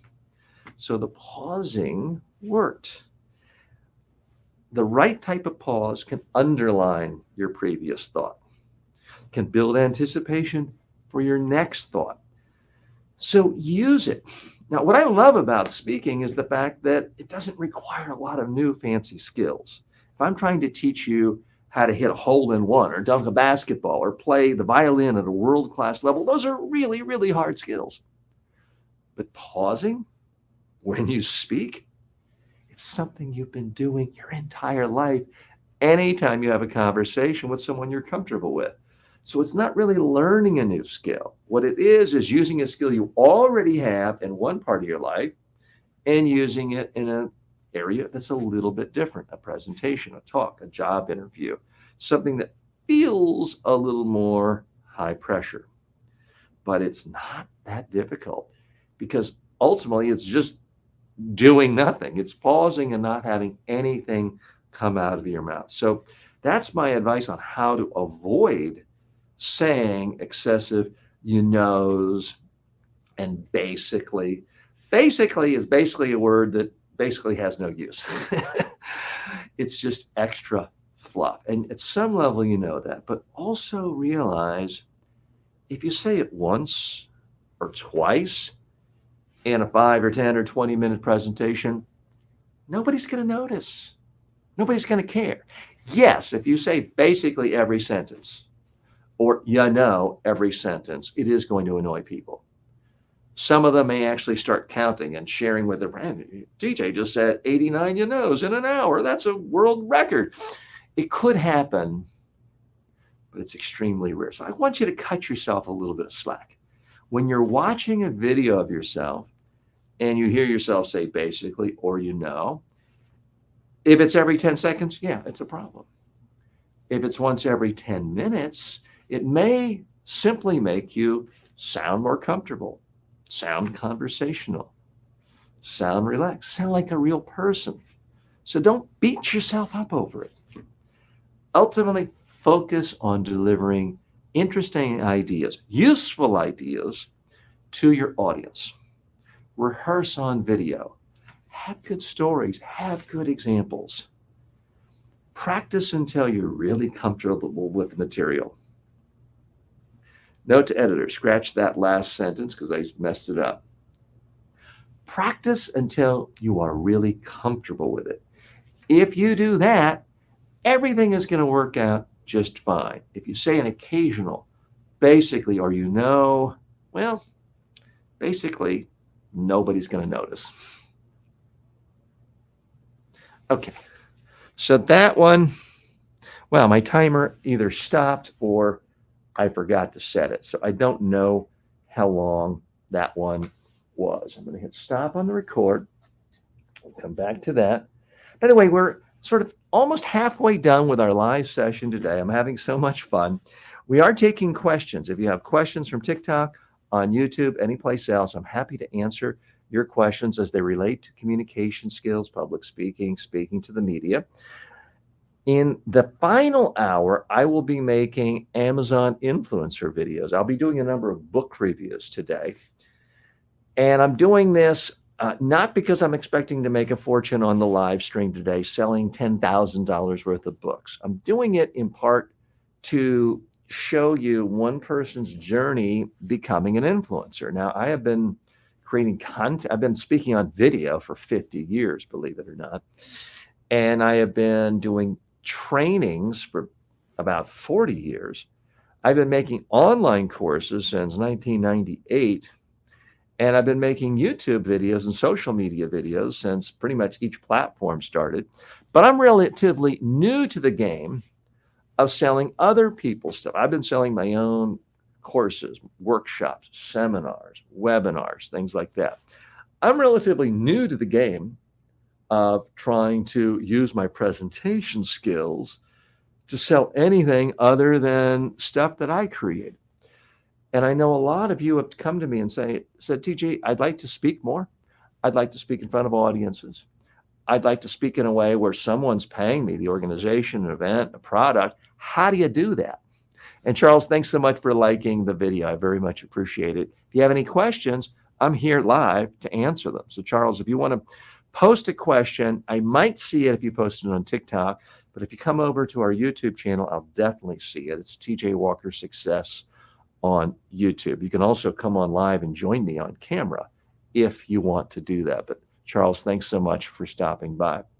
So that's what I'm doing with these influencer videos, is showing you how I'm doing it, one particular technique. What I try to do is typically at least 5 Amazon influencer videos per day, where I create it, come up with a concept, script it in my head, produce it, edit it, shoot it, upload it, process it, tag it, submit it for approval to Amazon, and try to get it on the page where people can see it. If they click it, I make a commission.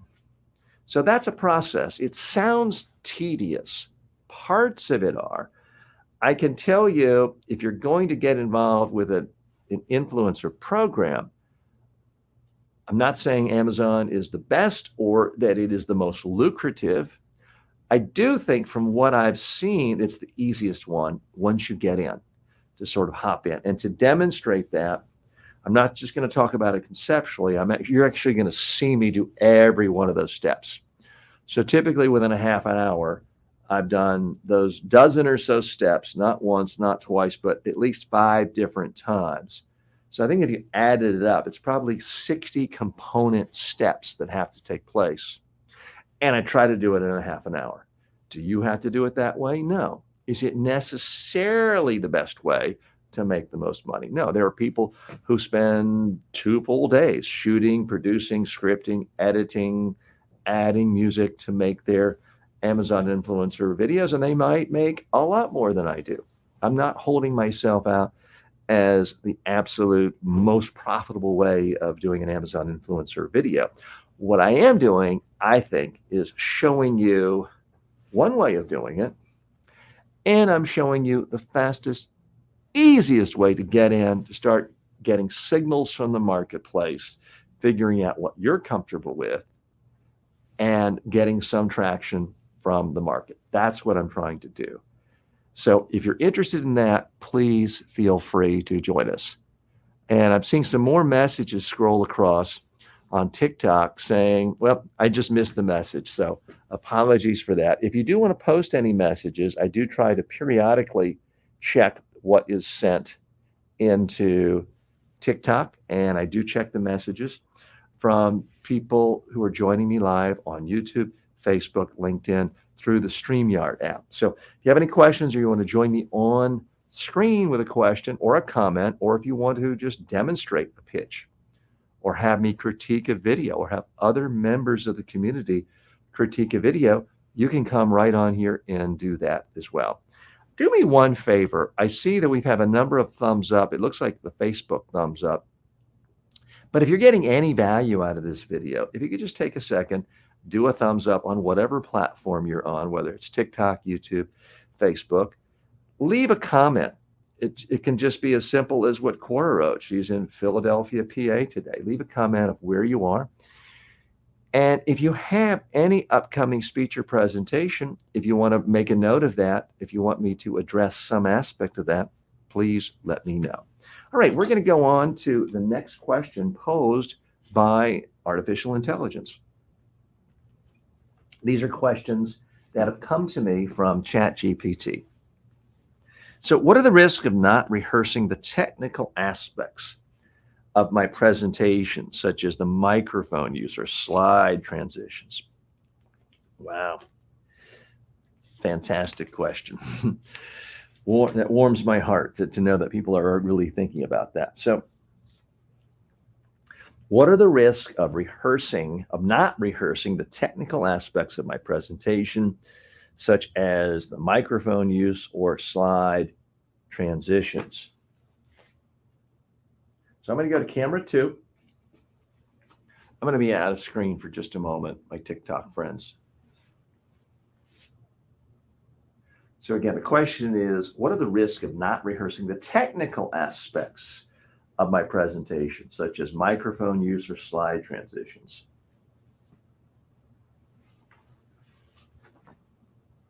So what are the risks of not rehearsing the technical aspects of a presentation?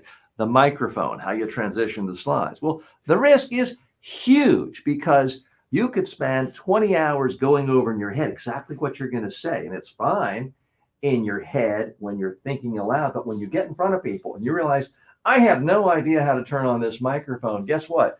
You're not giving a speech or presentation. You're just standing there looking dumb. Every laptop is a little bit different. So you may be great practicing your presentation at home, but now you're at the conference, you don't know how to change slides. No one can see your slides. So yes, you absolutely have to rehearse using the real technology you're going to use in real life. Okay, so for that one, I don't know. I kind of lost track of time. Usually I have an internal clock where I have a very strong sense of, I did about 30 seconds. I lost track of my time on that. If any of you have a sense of that, or if you actually saw the timer, let me know.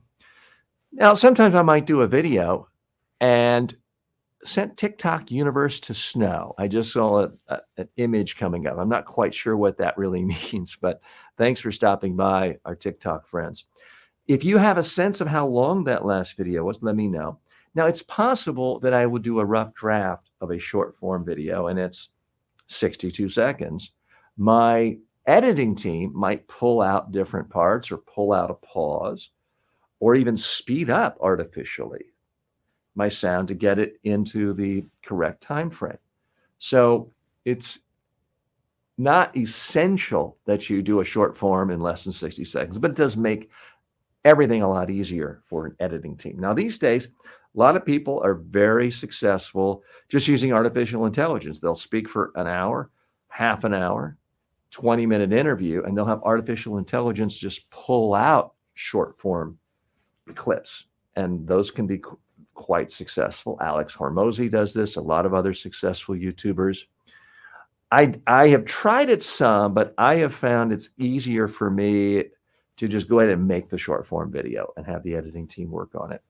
Cora writes in and says, I was interviewed yesterday. I was intimidated by the fast and confident speaking of the interviewer.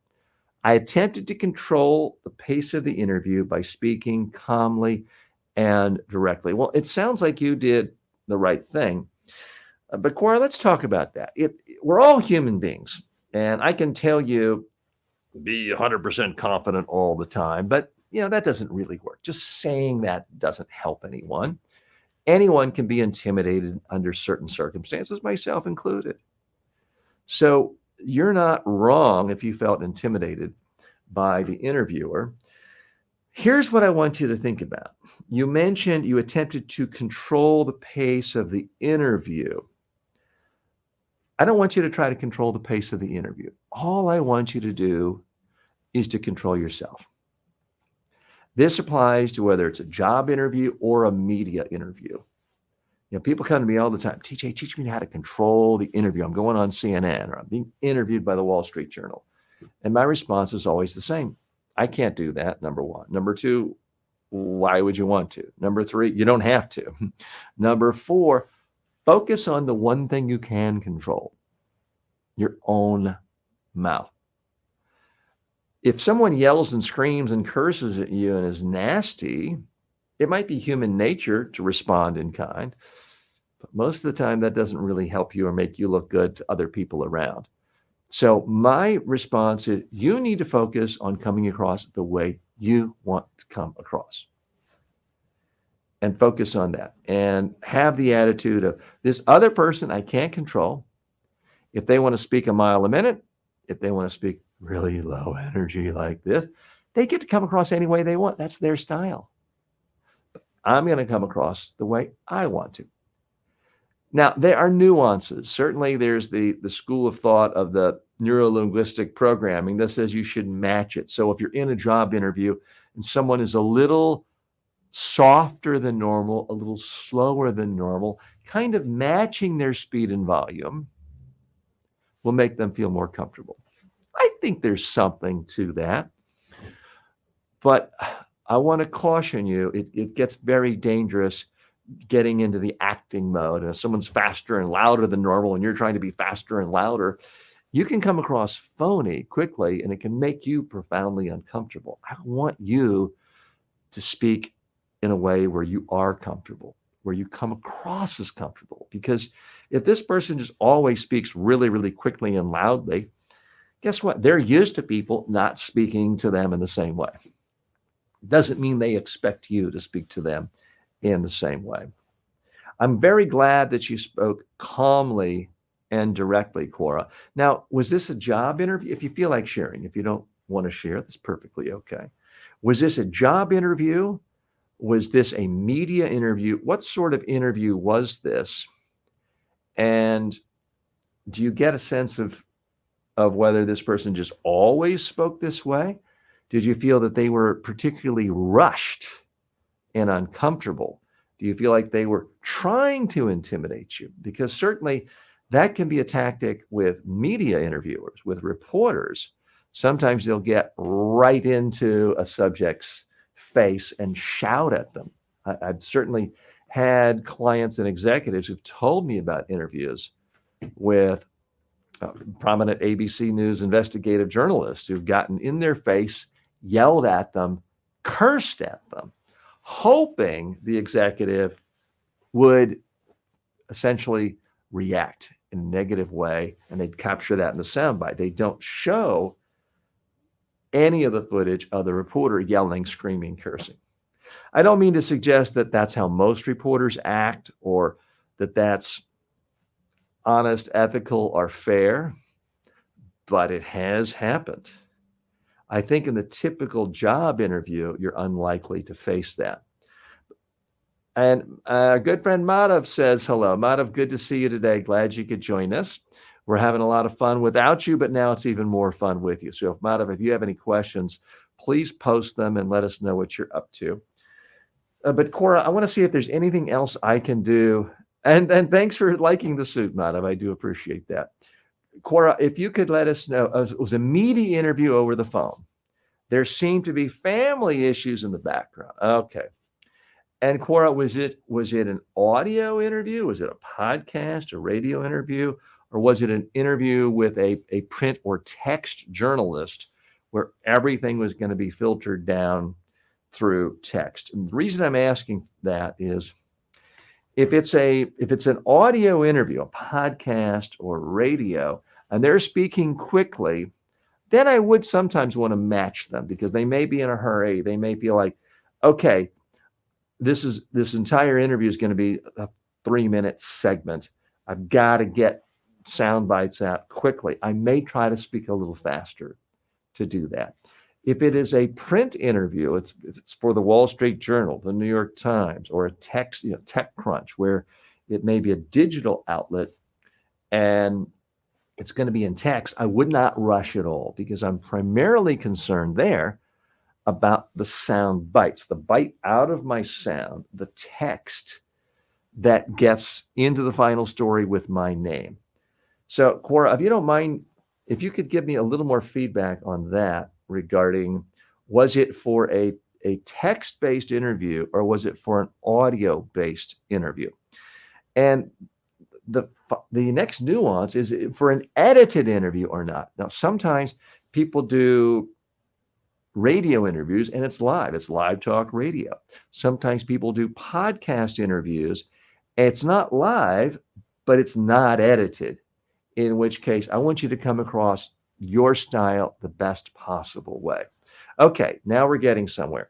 Cora says it was a print text interview. What is the best way to give sound bites, if any? Well, Cora, this is something I've spent a lot of my professional life doing. I do have a course, the complete media training course.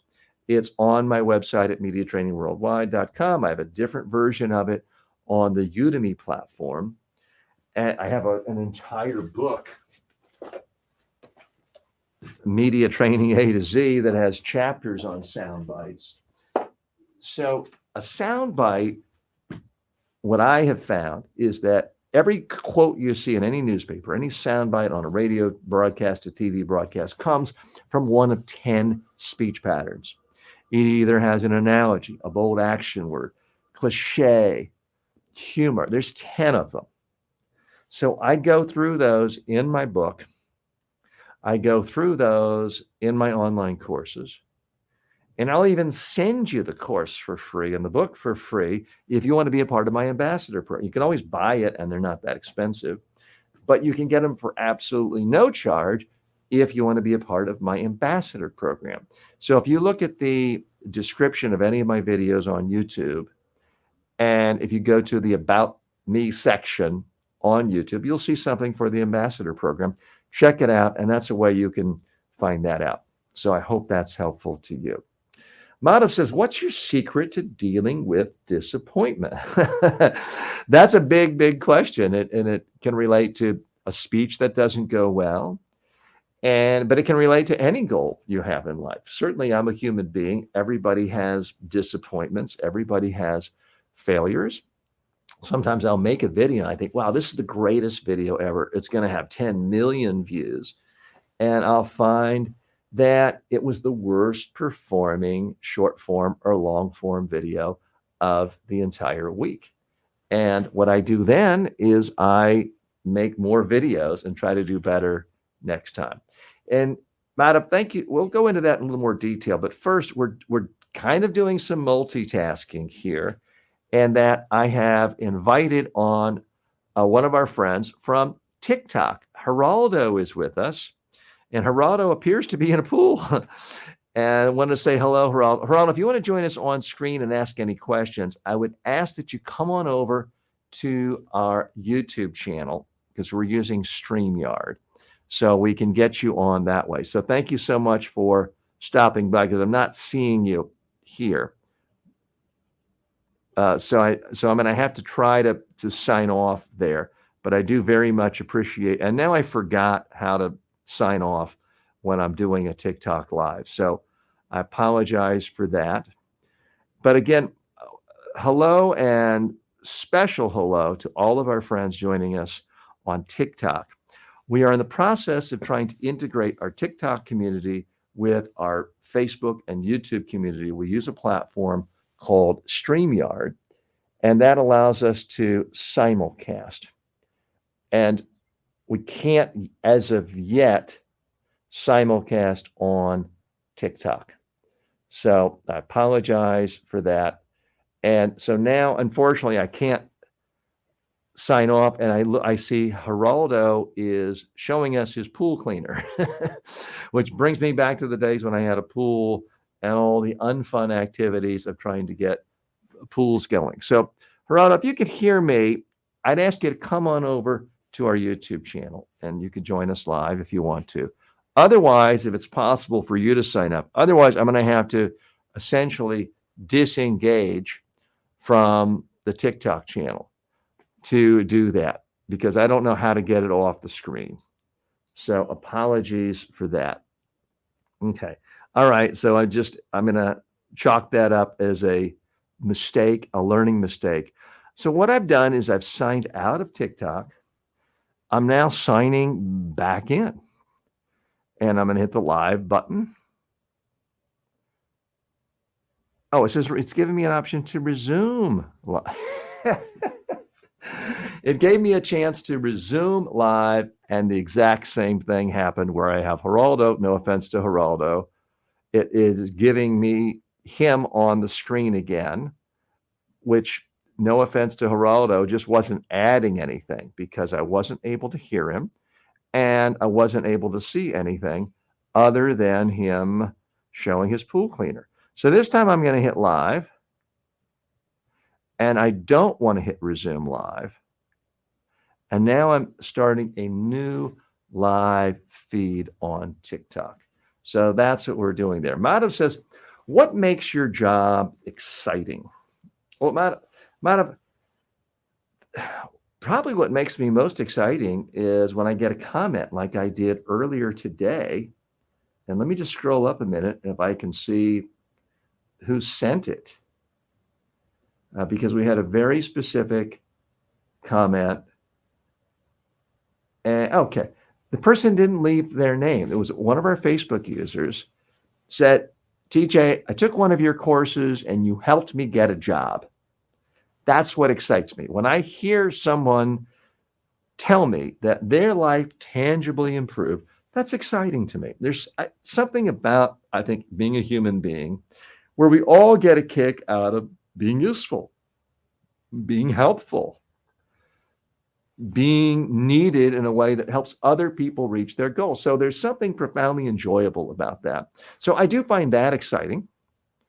And in general, it's exciting to learn new things. It's exciting today I'm learning new things about how do I live stream, use a mixer, live stream to 7 platforms with you on StreamYard and YouTube and Facebook and X and LinkedIn and Twitch. But I'm also live streaming right now to so many friends on TikTok. So I want to say hello to all of our friends joining us on TikTok. We were on earlier.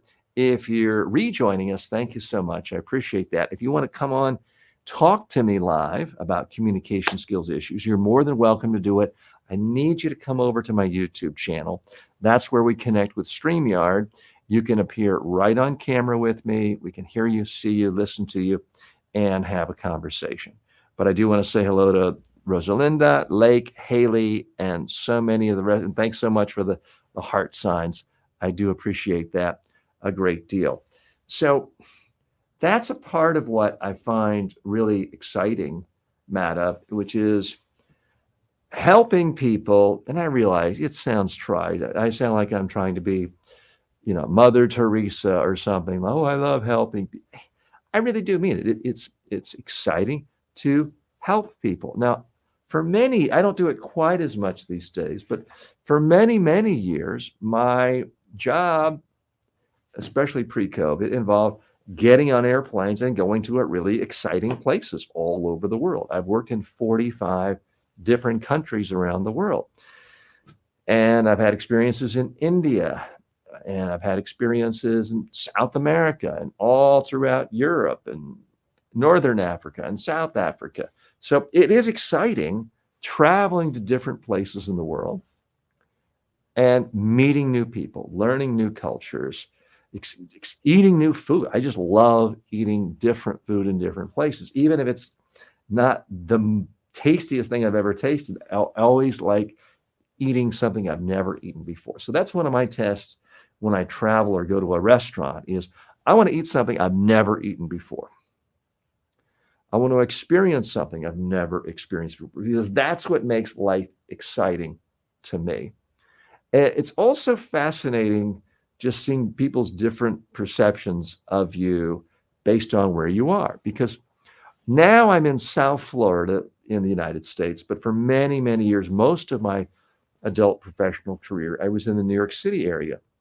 And there's something about being local. If I'm training somebody and they came to my studio in New York and they may have worked for a major bank 2 blocks away, if I asked them to join me for dinner the night before, which I do for all of my clients, the response was to, oh, I'd love to, but not possible with getting the train yet and getting home, that sort of thing. If I asked them to join me for a tea or coffee or a drink after the training, it'd be, oh, I'd love to, but I got to get home to family, that sort of thing. If I travel somewhere, if I travel 5 hours away, the attitude is different. People are like, well, of course I'll join you for dinner. And they're much more accommodating. There's sort of that special treatment you get if you're the expert from afar. Now, what I found is if I go to other continents, the further you go away, the more respect you have. I mean, one of the first times I ever went to Europe, I found myself at an ambassador's house being served by servants with white gloves. I'm sitting next to an ambassador and I said, hey, this is fantastic. Thanks for inviting me. What's the special occasion?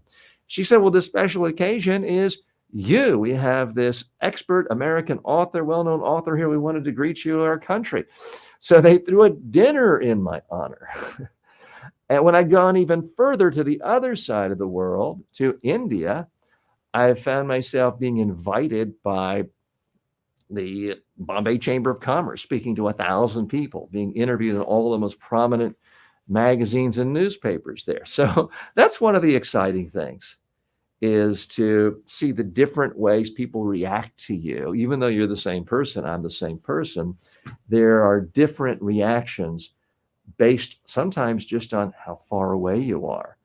And there are always biases, discrimination, stereotypes, but those can work for you and against you. And I say this, I hope it doesn't sound smug, and I realize there's a chance it can, but there is a bias in a lot of parts of the world, and certainly this was maybe truer 10, 15 years ago.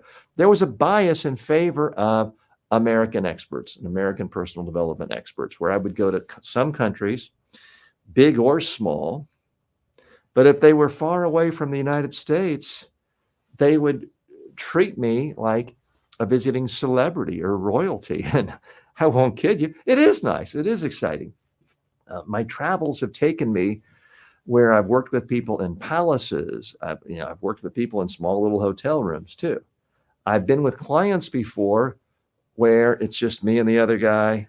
We're on a tiny little plane. We get off the plane, and all of a sudden there's 10,000 people cheering for that client because in his particular country he was wildly famous and loved. And so it's kind of exciting being there. I've been in parades before where people are chanting and throwing flowers at me, not because they knew who I was, but because of the person I was with. And it's kind of interesting being in surreal environments like that. They're really loud and everyone's gathered around you and throwing flowers at you. So that's a taste, Madhav, of some of the things that have been very exciting in my career. And I want to say hello to Benjamin, Buzz, Judy, Michael, Making Movies, Yukon, Jersey Girl, Brian, Chuck, Larry, all the folks who've joined us on TikTok today. If you want to join me live on camera, more than happy to have you here. All you've got to do is come on over to my YouTube channel, which is TJ Walker Success, and you can join us live on camera. Unfortunately, I can't do it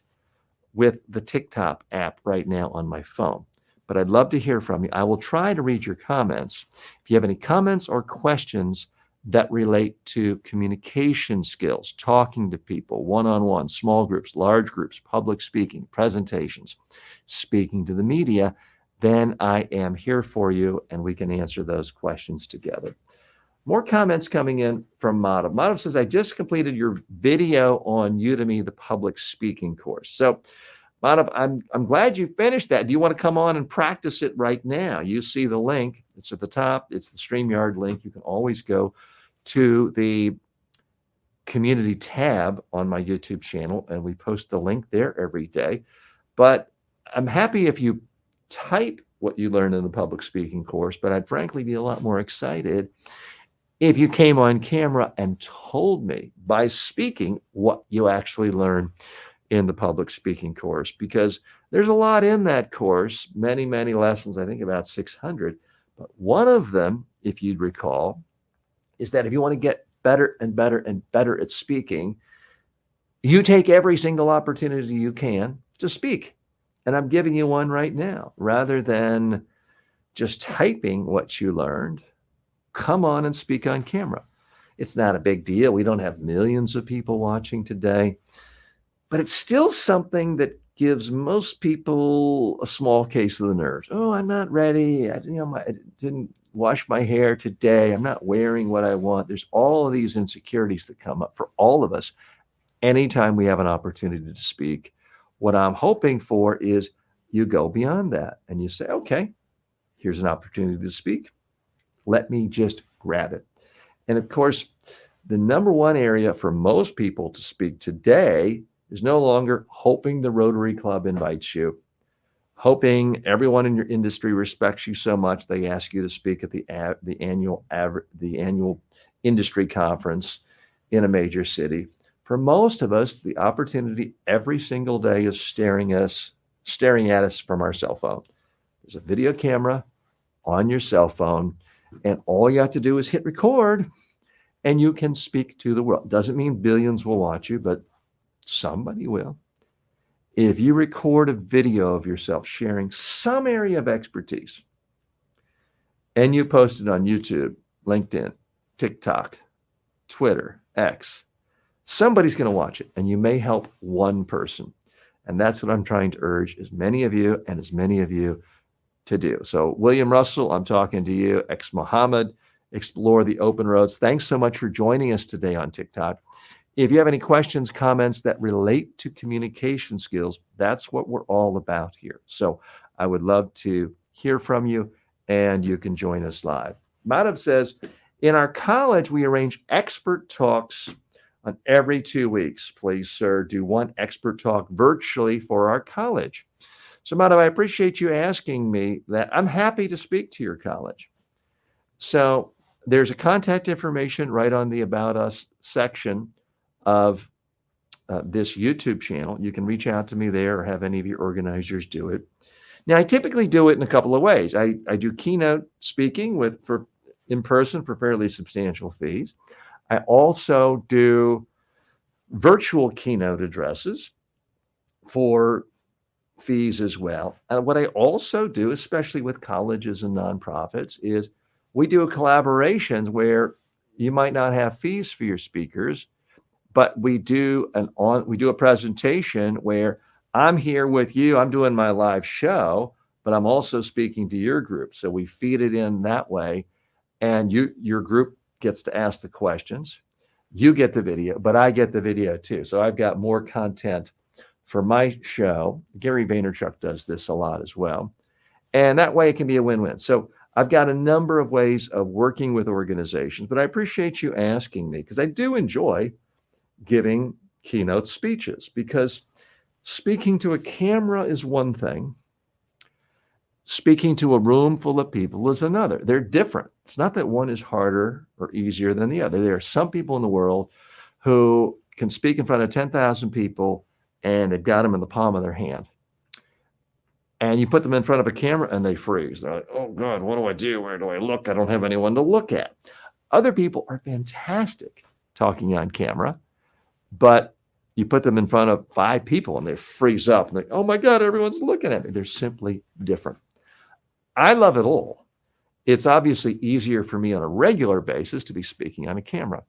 I see that Shazam has written, and several of you on TikTok have written to join me online. I would love to hear from you. I can't do it today on the TikTok app. We're also broadcasting live on YouTube, Facebook, and a number of other platforms. If you'd like to join me, we use the StreamYard application. There's no cost to you, but I would need you to go over to my YouTube channel, which is TJ Walker Success, and you'll see the link right there. And Roswan, that's the same for you. I'd love to talk to you today. I can't do it on the TikTok app. I would need you to come over to my YouTube channel where I can talk to you live on camera.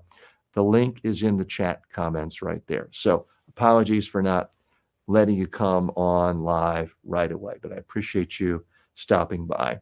It is interesting how TikTok really pushes out the fact that you're live to, I think, basically all of your subscribers, because we've gone live a couple of times on TikTok today, and the count I'm showing, at least 209 have gone on in just the last 10 minutes. That's typically more than what Facebook and others push out to, but we're happy for everyone who's joined us live. Alfred says, am following. So Alfred Sengu, following us on Facebook. Thanks so much for joining us. Alfred, if you have any questions, you want to talk online, you want to demonstrate, for that matter, promote your own channel or anything, feel free to join us on StreamYard, and you can come on live right here with me. Would love to have you.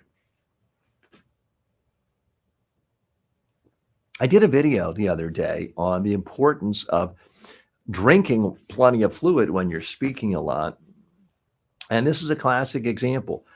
A lot of views, some nice comments, but somebody wrote a very snide comment. So I learned to drink water when I'm thirsty. Thanks a lot, TJ. Certainly implying that it's incredibly trite advice, not very valuable advice. And okay, for that person, it wasn't valuable advice. But I do see constantly people getting up to speak or doing a live webinar for an hour, and all of a sudden they're getting dry, parched. Don't be afraid to drink water. No one's offended. I've seen some of the most famous and successful stand-up comedians where people have paid thousands of dollars to watch them.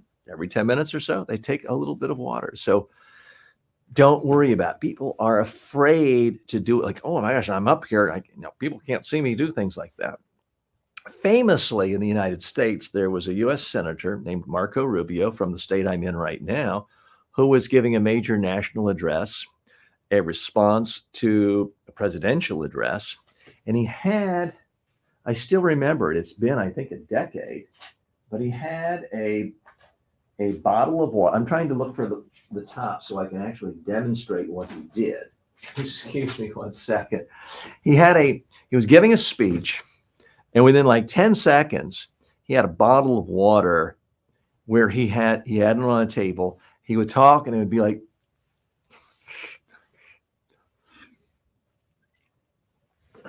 and it was the most bizarre thing, because he took the time to put it on, reach like he was grabbing cookies like a child, and he was worried about getting caught.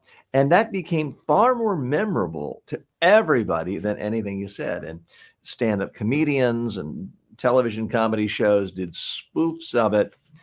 That's the problem with doing things that make you look nervous or uncomfortable, is it sticks in the memory. Nobody can remember anything he said in that presentation, but they remember the reaching, looking embarrassed, looking like he's doing something naughty. That's what they remembered. If you simply pick up a bottle of water, drink it, and act like you had every right to do so, and there's nothing odd about it, and you don't even remember it, no one else will remember it either. Alfred, again, thanks for joining us. If you want to let us know where you're from, any speaking issue that you're working on, we would love to hear from you. Meanwhile, I want to say hello to David and Goat Annie, Brad Smith, Peter, Edgar, James, CB Market, Joshua, Andrea, John Fetters, Bobby, have all joined us on TikTok. Thanks so much for joining us. This is the TJ Walker Success Show. This is where we build a community teaching you how to be more comfortable and confident anytime you speak or present, whether it's online, whether it's small audiences, large audiences, job interviews, or media interviews. If you have any questions, you can post them on TikTok. Far better if you could post them on our YouTube channel or on any other social media that we're simulcasting by StreamYard, because then I can see your comments. And if you want to come and join me live, you're more than welcome to do that as well. But you would need to come and join us through StreamYard, and you can see the link to that on my YouTube channel. And the YouTube channel is TJ Walker Success. But do want to say hello to so many of our friends on TikTok joining us today, as well as Alfred and Madhav and Quara and Sherry and Ayush and Romer and so many others who've joined us on YouTube today. We're in our final hour, our third hour. Coming up at the bottom of the hour, I'm going to be making Amazon influencer videos. So many of you have told me over the years, you're frustrated because maybe you've taken one of my online courses on public speaking. You're all ready and excited about speaking. And then where do you speak? You're looking for opportunities and you are sort of flummoxed by that. So that's what the beauty of Amazon Influencer. It's an opportunity to speak in front of people and make money without having to deal with gatekeepers on either side. Mike writes, man, trying to maybe invest in stocks in the future is complicated though. So Mike, nothing wrong with investing, but that's not really the focus of our channel here. We're about communicating. I do want you to invest in yourself, in your communication skills. And you don't have to take any money out of your pocket to do that. Yes, I have online courses. I have in-person courses. I have one-on-one workshops. But Mike, you don't have to spend a penny on me. I'm hoping that you get value right here. The number one thing, well, don't take my advice. Listen to perhaps the most well-known successful investor of all time, Warren Buffett. He says the best investment he ever made was in a public speaking course when he was in college because he was nervous. He was scared as a speaker. And he invested in himself. And now what does he do all day long? Well, he reads annual reports, but he has to spend his time speaking to owners, speaking to investors. He speaks to the media constantly, giving keynote speeches. So, Mike, that's the number one thing I would ask you to invest in. This show is not about financial advice. Full disclosure, I do have a Series 7, Series 63 license, which are licenses for people in the United States who give financial advice. I don't maintain those licenses. This is not a financial advice show.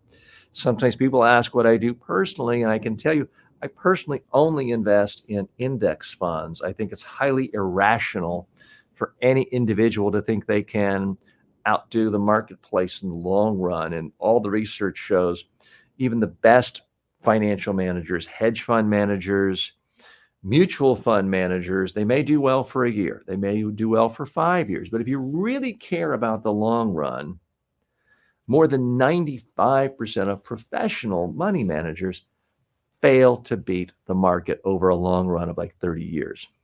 And even though I'm not a young man, I'm still thinking 30 years out.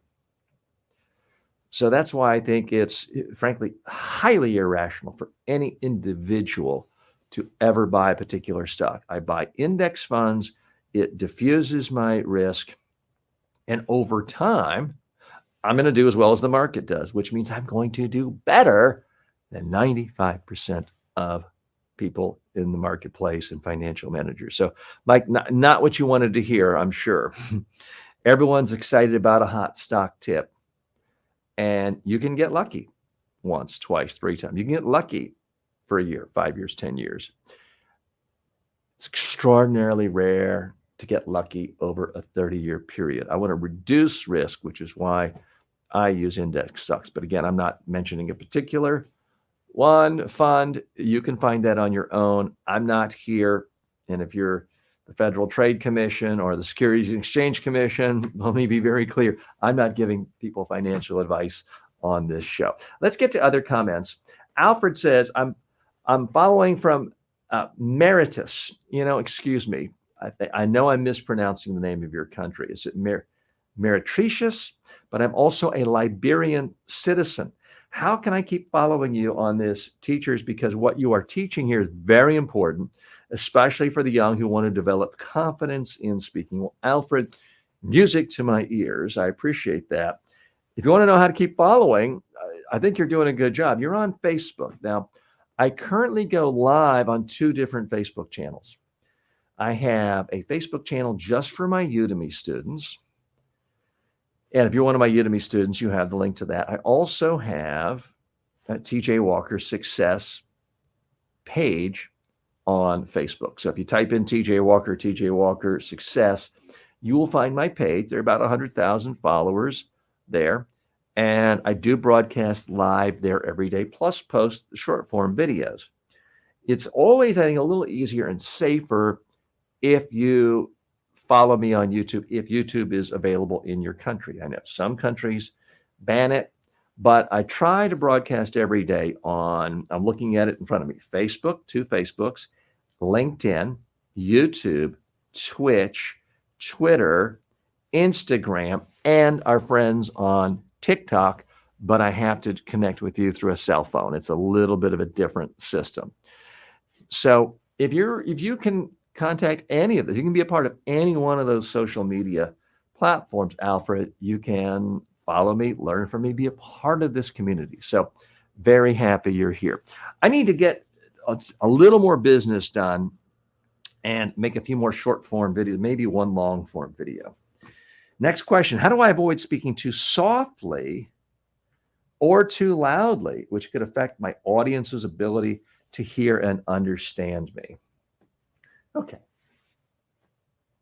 Let me go to camera 2. I'm drinking a little water here before I start.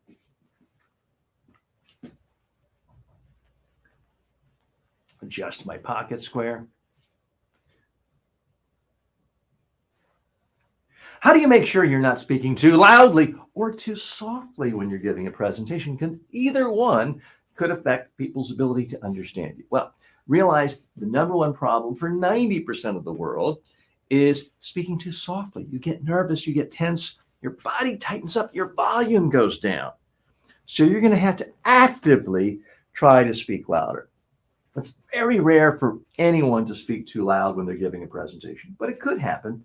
The number one solution, rehearse on video so you know in advance exactly how loud you sound.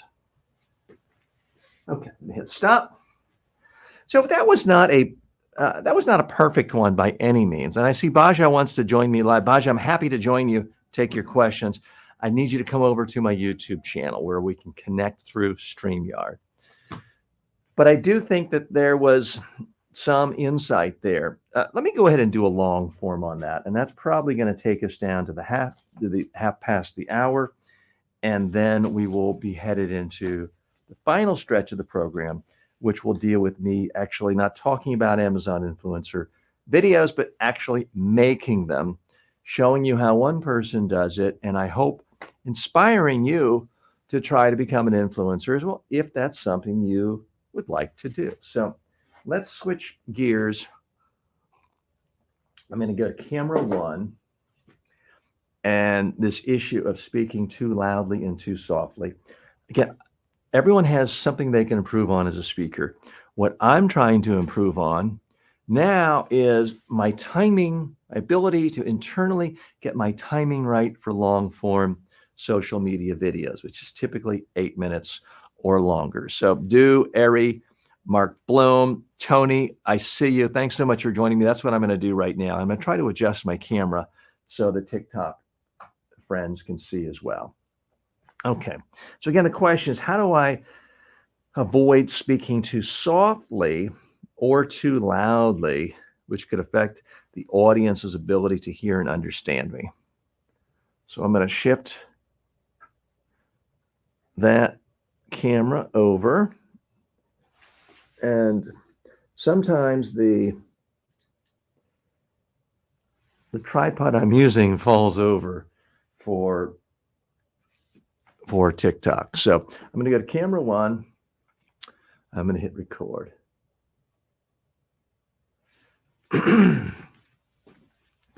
And sorry you have to see this, but again, I'm showing you behind the scenes. It seems like my pants are, these are pants designed to have suspenders, and I'm not going to wear suspenders. It's just too much work, but they do not have a belt. So I'm going to try to do this long. So I pulled up my pants a little.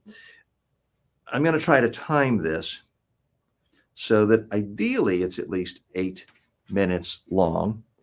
And Alfred, I see your question. I'll come back to you after I finish this. It may be 8 minutes, but before we do the Amazon videos, okay?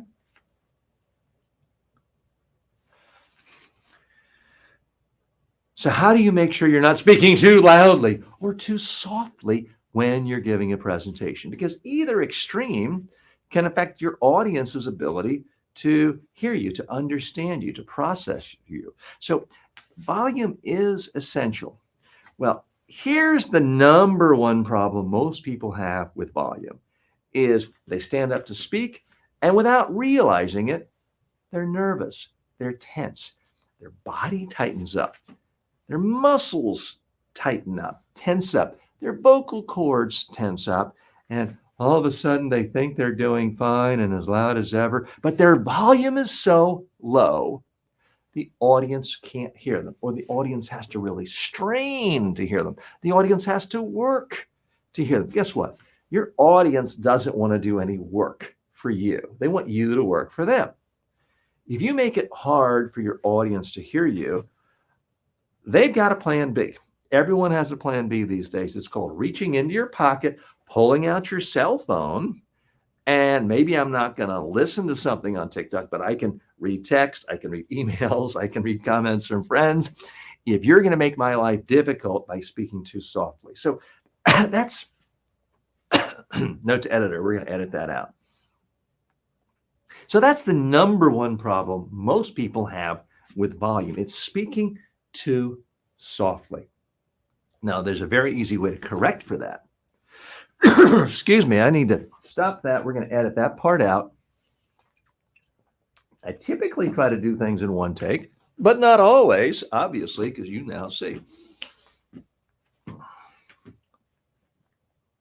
The number one way to figure out if you're speaking loudly enough is you have to rehearse what you're saying on video multiple times. Watch yourself and then listen. Ask yourself, does this person sound like they're using the full range of their voice? Do I have to strain to listen? If the answer is, yeah, I've got to strain to listen, you're not speaking loud enough. Do another practice where you're speaking a little louder than usual. Keep doing it until you really like how you sound. Now, the next way is to test in front of a real audience. If it's an important presentation, an important speech, and you're speaking in a conference room in your organization or at your school or your city town hall, and it's tomorrow and you're going to be speaking to 50 people, why not do an actual rehearsal there today? Find one person, a friend, have them sit in the back of the room, give your whole presentation. And then ask them, how did I sound? If they say, well, I couldn't quite hear you, you got a problem. You need to speak louder. Here's the issue for the vast, vast majority of humanity is we are programmed to feel nervous speaking in front of people. As a defense mechanism, adrenaline is going through our body telling us to run away, but you can't do that without looking like a fool. It's tightening your body. It's bringing your volume down. So the number one thing you can do to solve that is to speak a little bit louder than normal, a little more energy than normal when you are giving a speech, a presentation, a talk, a briefing. It won't sound like you're yelling at people. You'll simply sound more confident. You'll be easier to hear. You'll be easier to listen to.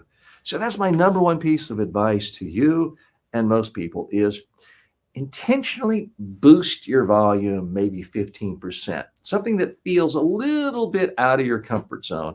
In my experience, when I ask clients to do that and we record it on video and they finish, I say, well, how did that feel? They'd be like, well, that felt ridiculous. I just did that for practice, rehearsal, because you said so, but I'm sure it looks ridiculous. We then watch the video and the response is, well, looks pretty good, sound pretty good, sound normal. So your perception of how loud you are is quite often very different from how you actually came across to other people and even to yourself if you're watching yourself and hearing yourself on video. So please, please be aware of that. The biggest problem with speaking too softly is it makes you monotone. If all of a sudden you're talking like this and everything comes out at the same volume, it's not just that it's lower volume and harder to hear, although that is a huge problem. It's that it's making you more monotone. And because it's making you monotone, it's making you boring. And if you're boring people, again, everybody these days has a plan B at all times, pulling out their cell phone, checking sports scores, checking the weather for tonight, checking texts from friends. So we simply don't have the luxury of speaking in that lower volume and being monotone. And when you come across as monotone, you seem like you're lacking in confidence. We are conditioned as human beings to not believe somebody, even if what they're saying is great advice, accurate advice, factual information. We're conditioned not to believe you if you seem like you're not confident. For example, I could have said everything I've said so far in a video, but if I said it like this, looking down with low energy, you wouldn't believe me. You wouldn't find me credible. So realize you've got to unlock the power of your voice. It does not mean you have to speak with a low, rich, resonant voice. You don't have to lower your voice. You want to use the full range of your voice. Go high occasionally to make a point. You want to use the full range of your voice. And that's the problem once you lower the volume is you lose all the range, all the musicality of your voice. You're no longer doing the highs, the lows. Typically, it even affects your speed. When you lower the volume, quite often the speed becomes consistent because all of a sudden you're kind of talking like this and everything is going through the same process. It's boring. So focus first and foremost on boosting your volume and making sure you use the full range of your voice. That's going to make you easier for your audience to understand, easier for them to pay attention, easier for them to take the actions you want. Now, is it possible that you go too far the other extreme? Of course it's possible. And in fact, it can be annoying to be 2 feet in front of someone. You're in a small room with 4 people, and the presenter is up talking like this, like it's a kindergarten room with 30 kids in the class, and it's too loud. And what some people do is they not only speak too loud, but they speak in a flat way where it's monotone. They sound almost like they've memorized something. It's too consistently loud. So that is a real danger. The way to solve it is you need to practice on video in advance and watch yourself. Because if you are speaking too loud and annoying, it's going to be obvious to you. You've seen people do it before. You know what you don't like. It's going to be very easy to turn the dial down from 11 to 7 or 8. So it's not a mystery. You don't have to wonder about it. Practice in advance on video to detect your volume. Now, it's okay to be a little louder than the average person. Again, it's about variation. If you're loud 1 minute, be softer a next. Pause more. What people do with their voices who are really effective communicators is there's constant change. Sometimes louder, sometimes softer, sometimes faster, sometimes slower, and sometimes pausing. You want to pause. That's one of the most effective things you can ever do with your voice, believe it or not, is to not use it occasionally. It's punctuation for your presentation. It allows people to think about what you just said. It allows people to digest what you said. It allows people to have an interior dialogue with you and what you said by pausing. So don't be afraid to do that. So You want to use the right volume, but remember, it's not a consistent right volume. It's a whole range of loud and soft, fast and slow, racing occasionally, and pausing. That is the most effective way to get the right range of volumes for your next presentation. Okay, so I think even with the stop that I hit about 8 minutes there. So I think I got the timing about right there. Okay. And again, if any of you have TikTok, because it looks like in the last half an hour, if I'm reading this right, I see 253 hearts. It started off at 0. So I think we've had 253 or so people join us on TikTok. A special hello to Random Acts, Scott, Ron, D3, and Yanni have all joined us. Thanks so much for joining us. If you do have questions, you can post them. I might catch it on TikTok. I'll definitely catch it if you come over to the YouTube channel or our Facebook channel, where we are simulcasting on StreamYard. So thanks for that. Alfred says, what are the qualities that one needs to overcome fear or being nervous when speaking to large numbers of people? Alfred, that is a fantastic topic. It's one I've done entire courses on. I have a number of videos on this. I would like to talk about it. Maybe we can go into it tomorrow. But that's one I need to spend a good 10 minutes on. I'm afraid we don't have time today. The biggest thing is you really need to rehearse on video. And that's it, part of it, which most people are not willing to do. The second thing is, even if you're speaking to 100,000 people, you need to look at one person in the eyes at a time, or at least one section of the crowd at a time. Because if you are, let me go to camera one. If you're in front of 100,000 people and you're just looking at this giant mass the whole time, it's going to mess you up psychologically. It's going to make you scared. You're going to be thinking, let me get out of here. They could start throwing rotten vegetables or rocks and I'm dead. The thing to do is to focus on, for the people you can see, look at one person in the eye, have a conversation with them for just a couple of sentences, go to another person.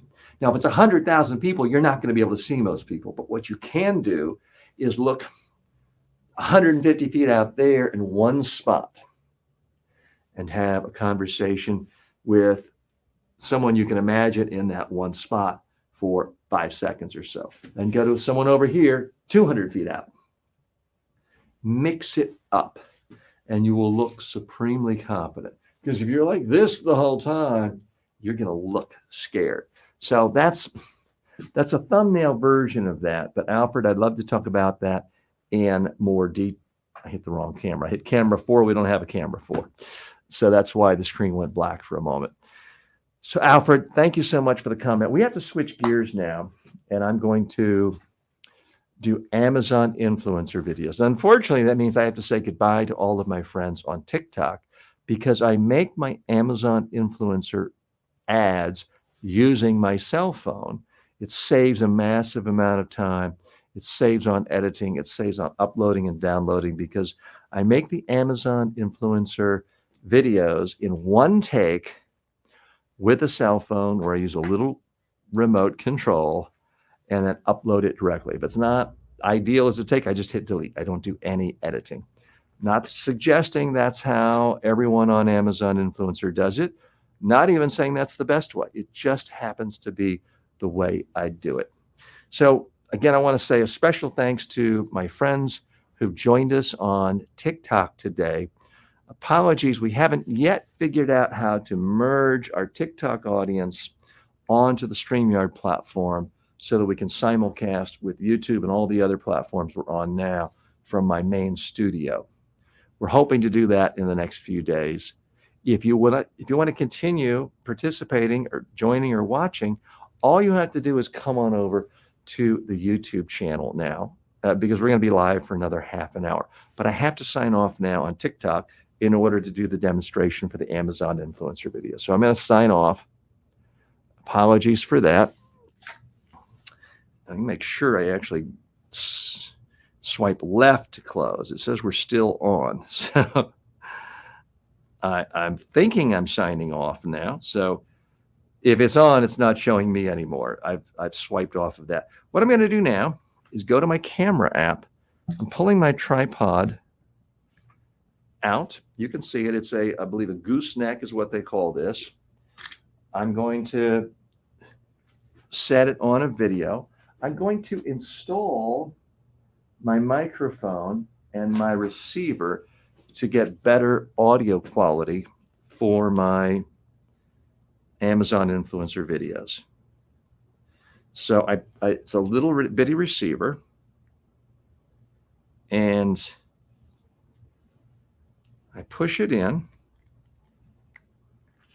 I then take the microphone. It's a very simple, I believe this is less than $30, and I do have a link to this on my Amazon storefront. If you want to find my Amazon storefront, it's amazon.com/shop/TJ Walker Success. That's a long one. I can't remember that. So if you want to just do it in one click, you go to my About section on the top of the YouTube page, and you'll see it there. So I'm now going to hit the on button of my microphone. Oh, it's the wrong. No, there's the green light. I was looking for the green light. And I'm seeing a red light on the receiver. I don't know if that means it's on or if it's low power. So I'm going to do a quick test. Typically, I just do the first one. But let me go ahead and do a very simple test now. So I try to get this really as close to my mouth as possible. The microphone on iPhones and a lot of cell phones are good, but I'm typically standing 4 or 5 feet away from the camera, so you tend to get more of an echo. Now it's capturing my voice just a few inches away. I'm going to do a test. Testing the audio. I want to make sure my microphone is on and we're getting high quality. So I hit that. Sure my microphone is on and we're getting high quality. Okay, so everything is fine. I delete that because I don't want any distractions. I don't want to accidentally, the magic of thinking big, I don't want to accidentally upload the wrong video. So what I try to do when I'm in the mode of making Amazon influencer videos is scrupulously, vigorously, the second I see something I'm not going to upload, I delete it right away. Now, I did make a mistake just last week. I was off on a ski vacation, and I made a number of Amazon influencer videos for skis I was using, boots I was using, etc. And I did one video that was just for Facebook friends where I'm on a ski lift with my daughter. We're going up the ski lift and talking about what a great day it was. I accidentally uploaded that video to Amazon Influencer, and they declined it. They rejected it, as they should have. It had nothing to do with the product, but I just made a mistake. So that's why I try to keep these things all in order to avoid mistakes and headaches like that. Okay, so I'm going to put this in my tripod. I'm going to go ahead and switch to camera 1.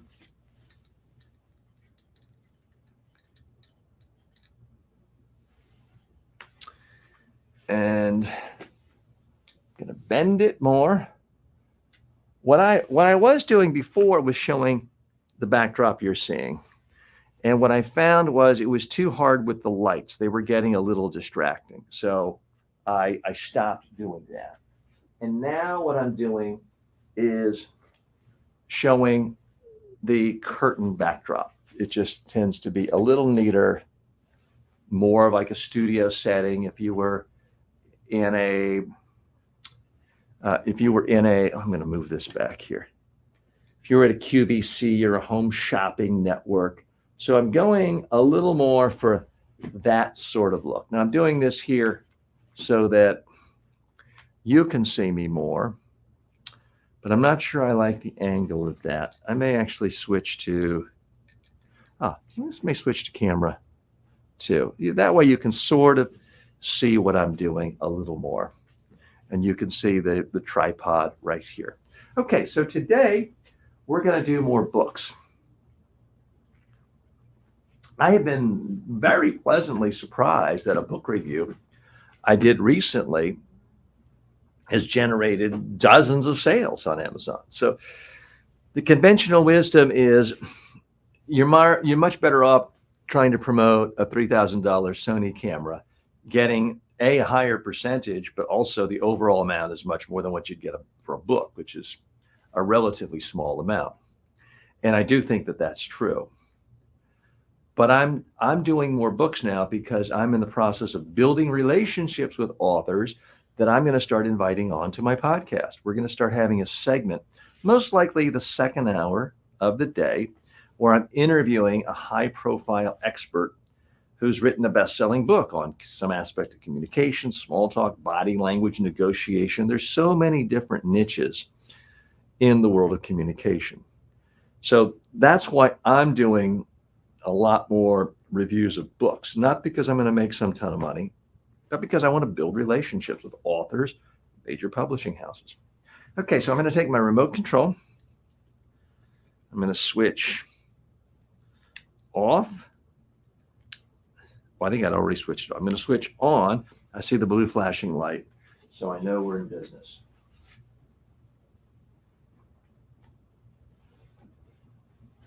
Okay, so I have a stack of books here that I'm going to review. These are all books that I've read, I've gotten value out of. I have a lot of marked pages where I've underlined things. So there's meaning to me, and they're part of my own personal development journey. That's why I'm recommending them. There may be parts of the books that I don't love or agree with, but there's still ones I think people need for various reasons.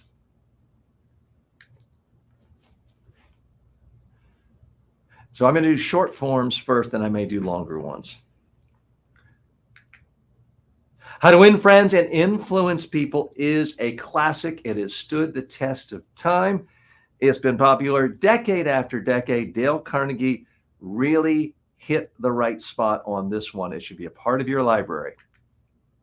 So that was 15 seconds. I am trying to do 15-second versions because I find that the vast majority of my views are 15 seconds, are from videos 15 seconds long. Now this one, I could do a longer one, but I can't exactly get Dale Carnegie as a guest on my show because he's been dead for decades. So I guess on that one, I will in fact pass. Here's a book I have a slightly nuanced opinion of. Robin Sharma, The 5 a.m. Club. Well, I'll just share with you, and some of the nuances will come out later, and you'll see that.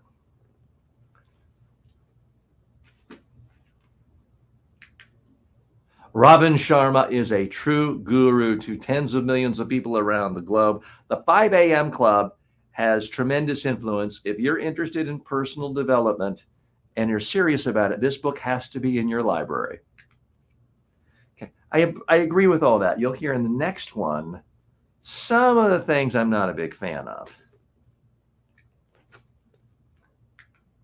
Robin Sharma's The 5 a.m. Club really had a huge impact and continues to do so to this day. It's sold tens of millions of copies.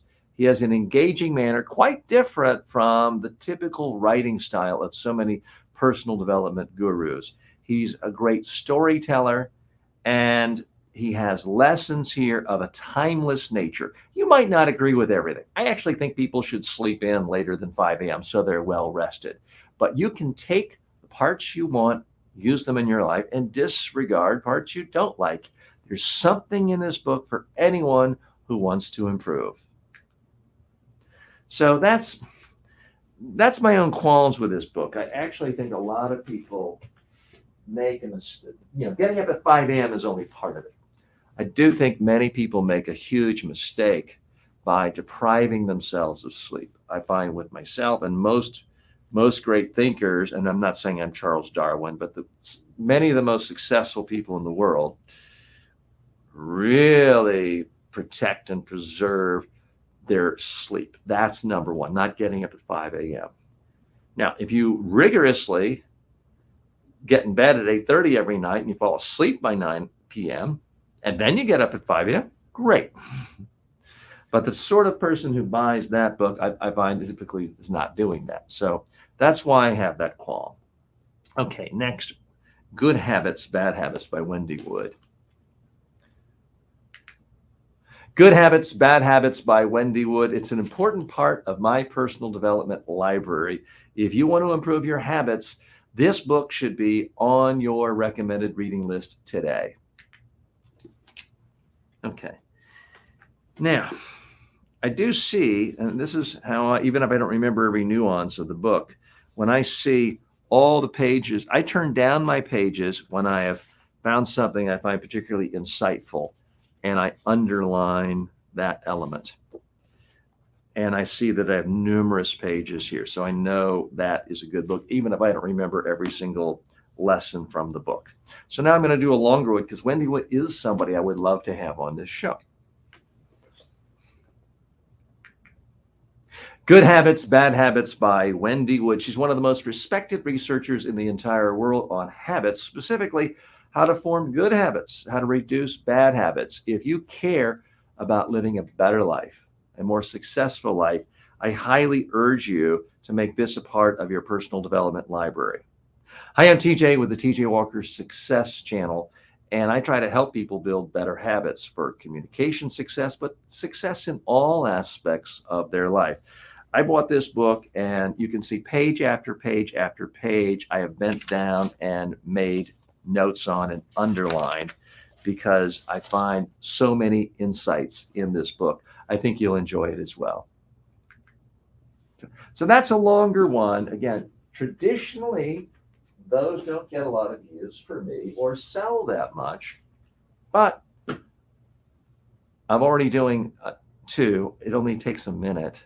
It might help build a better relationship with Wendy, and it might build a better relationship with her publisher. So there's a lot to potentially gain, very little to lose. So that's why I'm doing it. Now, this next case, there's a little more controversy. Shad Helmstetter got a lot of attention in the 80s, maybe the early 90s, going on Oprah. He has a technique that I actually think is a great technique, but he has some questionable baggage himself. He has basically a mail order PhD. He's never really done a lot of serious research. So he's seen as sketchy in that area.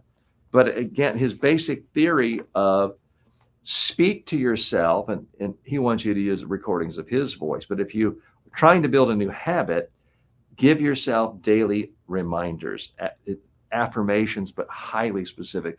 It's been hugely influential to me, and I find it actually more of an impact than a lot of other personal development books. But it's a little dicey sometimes recommending him because people really don't like his background.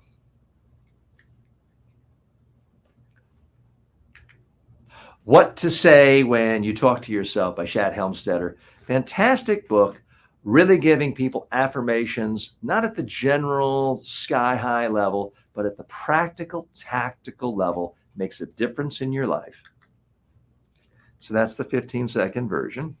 Now I'll do a longer one. What to Say When You Talk to Yourself. This is by Dr. Shad Helmstetter, who I think is one of the most underrated self-help gurus of the 20th and 21st centuries. I first came across his book really not that many years ago, and I found it a breath of fresh air. Now, he doesn't have the traditional academic credentials of the typical expert with a Stanford PhD, but his method of helping people is really no different from what McDonald's and Coca-Cola do. Constant repetition of positive messages, ideally hearing it through an audio format. But this book will let you do it for yourself. I found it extraordinarily helpful if you apply the principles.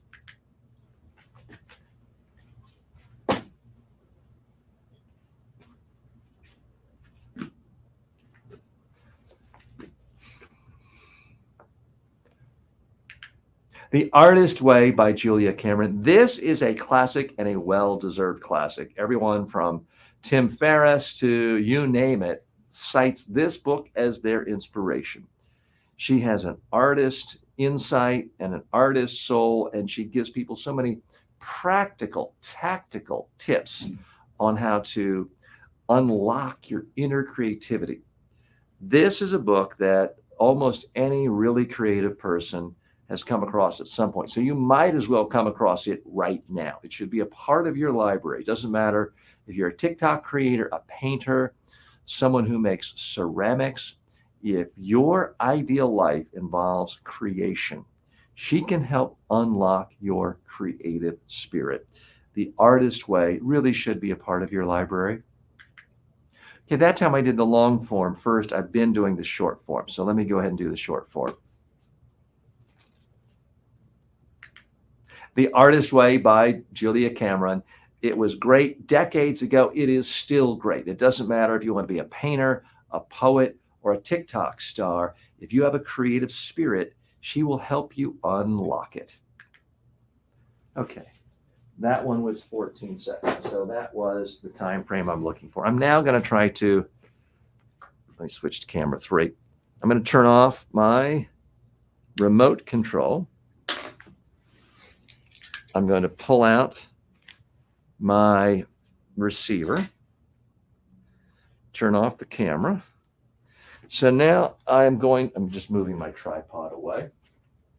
So now I'm going to actually get these videos into Amazon so people can see them, and I can potentially help people, but also potentially help myself. I make money. Let me turn off my microphone. Excuse me. I've turned it off. The light is no longer flashing. By the way, we may have time for a couple of questions. If you do have any other questions, I can't, Alfred, go quite into all the nuances of what you said, but if you join me, especially early tomorrow, 9 a.m. tomorrow, I know we'll be able to get to that question about speaking to larger audiences. So first thing I'm going to do is go to my Amazon influencer page. So I just type in AM, I see my page, I tap, I hit create content, I hit post video, I hit photo library, and I see the last video I made. I'm going to do a quick test. I don't normally, since I already tested the mic, but the Artist Way. Yep, it's fine. I'm going to hit done. So Amazon is now processing the video, uploading the video. That was a short one, so it shouldn't take long. The most time-consuming part of this, at this stage, the way I do it is uploading the videos that are longer than 15 seconds. And those of you who've heard me talk about this, it may be because I just haven't learned the right setting for my videos on Amazon because, on my iPhone, because when I was doing this before on the iPhone 14, it didn't take long at all. The 15, it's much, much longer, which makes me think they're recording it in higher quality. So I'm going to hit your orders. The Artist Way by Julia Cameron. Now that's interesting. It said it didn't find it, but I've actually bought that book a couple of times. I can't imagine I bought them at Barnes & Noble each time, but perhaps I did. So I'm going to go to the browse history, which allows you to browse anything, find anything for sale on Amazon, which I know that book is available. Artist Way by Julia Cameron. There it is, 11,000 reviews, 4.5 stars. I've tagged it, I hit done. Now I get to title it. Unleash Your Inner Artist Right Now, exclamation point. Now I hit submit post. It's done. Go to storefront, create content, photo library. I go to the next one. Now this is the longer version one. So it's going to take probably a minute, which seems like a long time, but there are plenty of other affiliate programs and ads where it's so complicated. You got to copy code here and do this and that. I still find the Amazon influencer program so much easier than any other program. And the main reason, of course, is I don't have to spend all my time hawking this to you. Amazon is putting this video right in front of somebody who's on Amazon, on that page that they're reading about that book. So why do you go to Amazon? I don't go to Amazon to watch entertainment, well, Amazon Prime is different. If I'm going to Amazon.com, I'm going to buy. My mentality is I'm ready to buy. I got my finger here. I got my Prime account. One click, I can buy that thing. So that's what's so exciting about this is you're not spending all this time capturing people's attention, trying to lead them along. They're already on the page. They're interested in buying it. This may be just the thing that pushes them over saying, okay, I will buy this product. So that's what I find exciting about this. Okay, so it added it. And I'm now going to hit browse history. The Artist Way, Julia Cameron.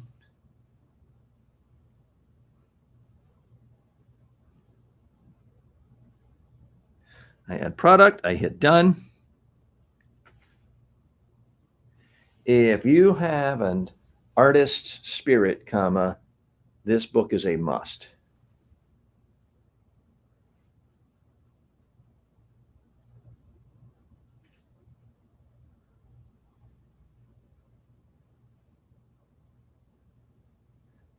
It's still uploading that video. Now, I'm dictating things because I can dictate much faster than I can type, especially typing on a phone. But it turned my have into a haven't, and you can't have a contraction. I'm a little bit conflicted by this because I should have an apostrophe S for artist.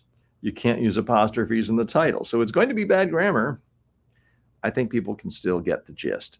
So that one is now published. So we finished 2 of these Amazon influencer videos, either one of which could help us close sales, could make me money. Again, I'm not expecting a lot of money from this, but I wouldn't mind having Julia Cameron on the show because I believe she's still alive. Post video, photo library. I go to the next book, Shad Helmstetter, who he is, I think, approaching 90, or certainly in his 80s, but I do believe he's alive, and I do think he would be an interesting person to have as a guest on the show.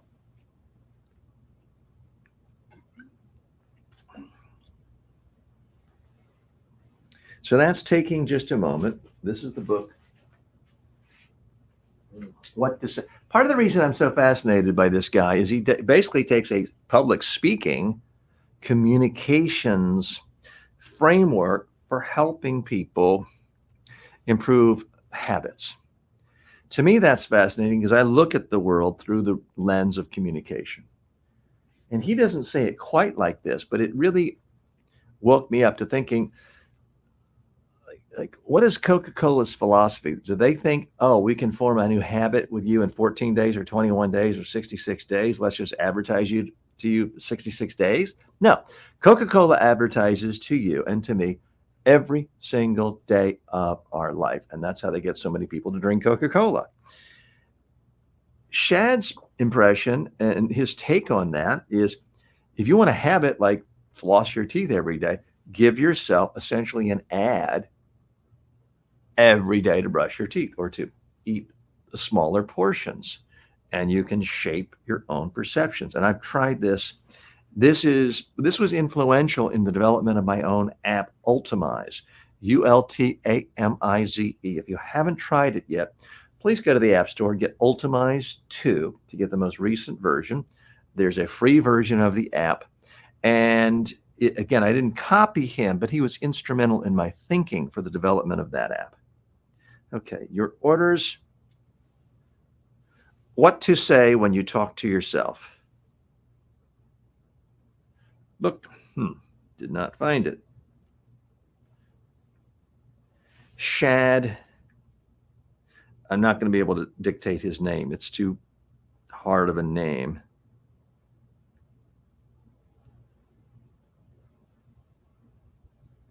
Well, I think I missed. I'm going to go to browse history. What to say when you talk to yourself.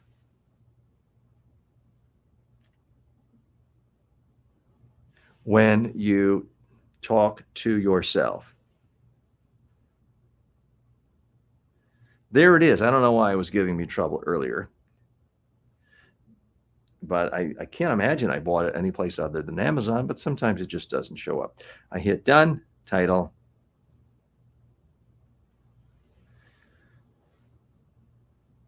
Learn how to speak to yourself in a positive way! Exclamation point.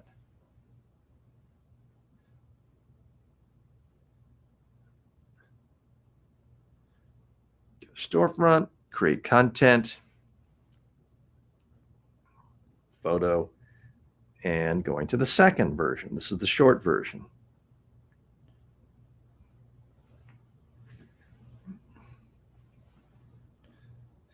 By the way, I did just have an itch. So many movies and TV shows, like the host is sending a secret message to a loved one. If I do this, it means this. Actually, it just means I have an itch.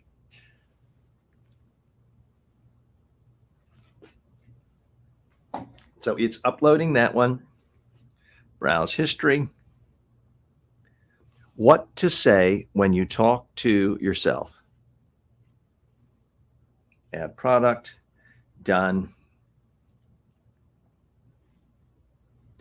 Become your own motivational speaker! Exclamation point.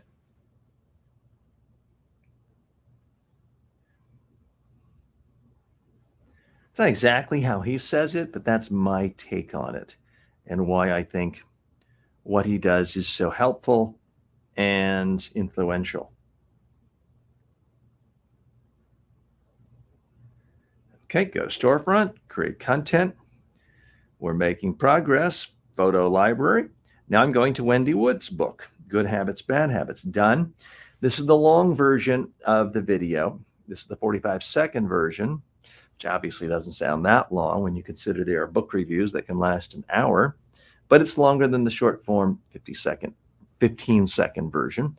Amazon has their own version of a TikTok application called Amazon Inspire. And they typically only do the vertical, not the horizontal videos, 15 seconds or less. Although in theory, they can run any video of any length they want to it. So this one is uploading. It's going to take a few seconds. We may bump up against our stop time, which is noon Eastern time. As much fun as this is, and sometimes I think I'd like to do this 8 hours a day, we do try to cap off at the 3-hour mark, and we're coming up on it because right now we're at 2 hours, 56 minutes, 36 seconds. So this one is uploading. You get the drift. I realize this is not Mr. Beast's quality video in the sense of every second you're thinking, what's going to happen next? It's a little bit tedious. I'm showing you this tedious process of how you can speak, be heard, sometimes make money, and be a part of the speaking world. Maybe it's not getting a $10,000, $50,000 speaking fee at a major convention, but you're able to speak, get in front of people, and make some money. Good Habits, Bad Habits by Wendy Wood. There's the book. A completely different cover. I guess she's been translated in many, many versions. But it's interesting to see the different some of the different versions of her book cover, which I guess it went through so many different versions and printings, they upgraded. So good for Wendy, who I believe is, I forgot if she's at Stanford. She's at one of the major prestigious American universities. So I had done. You can change your bad habits into good! Exclamation point.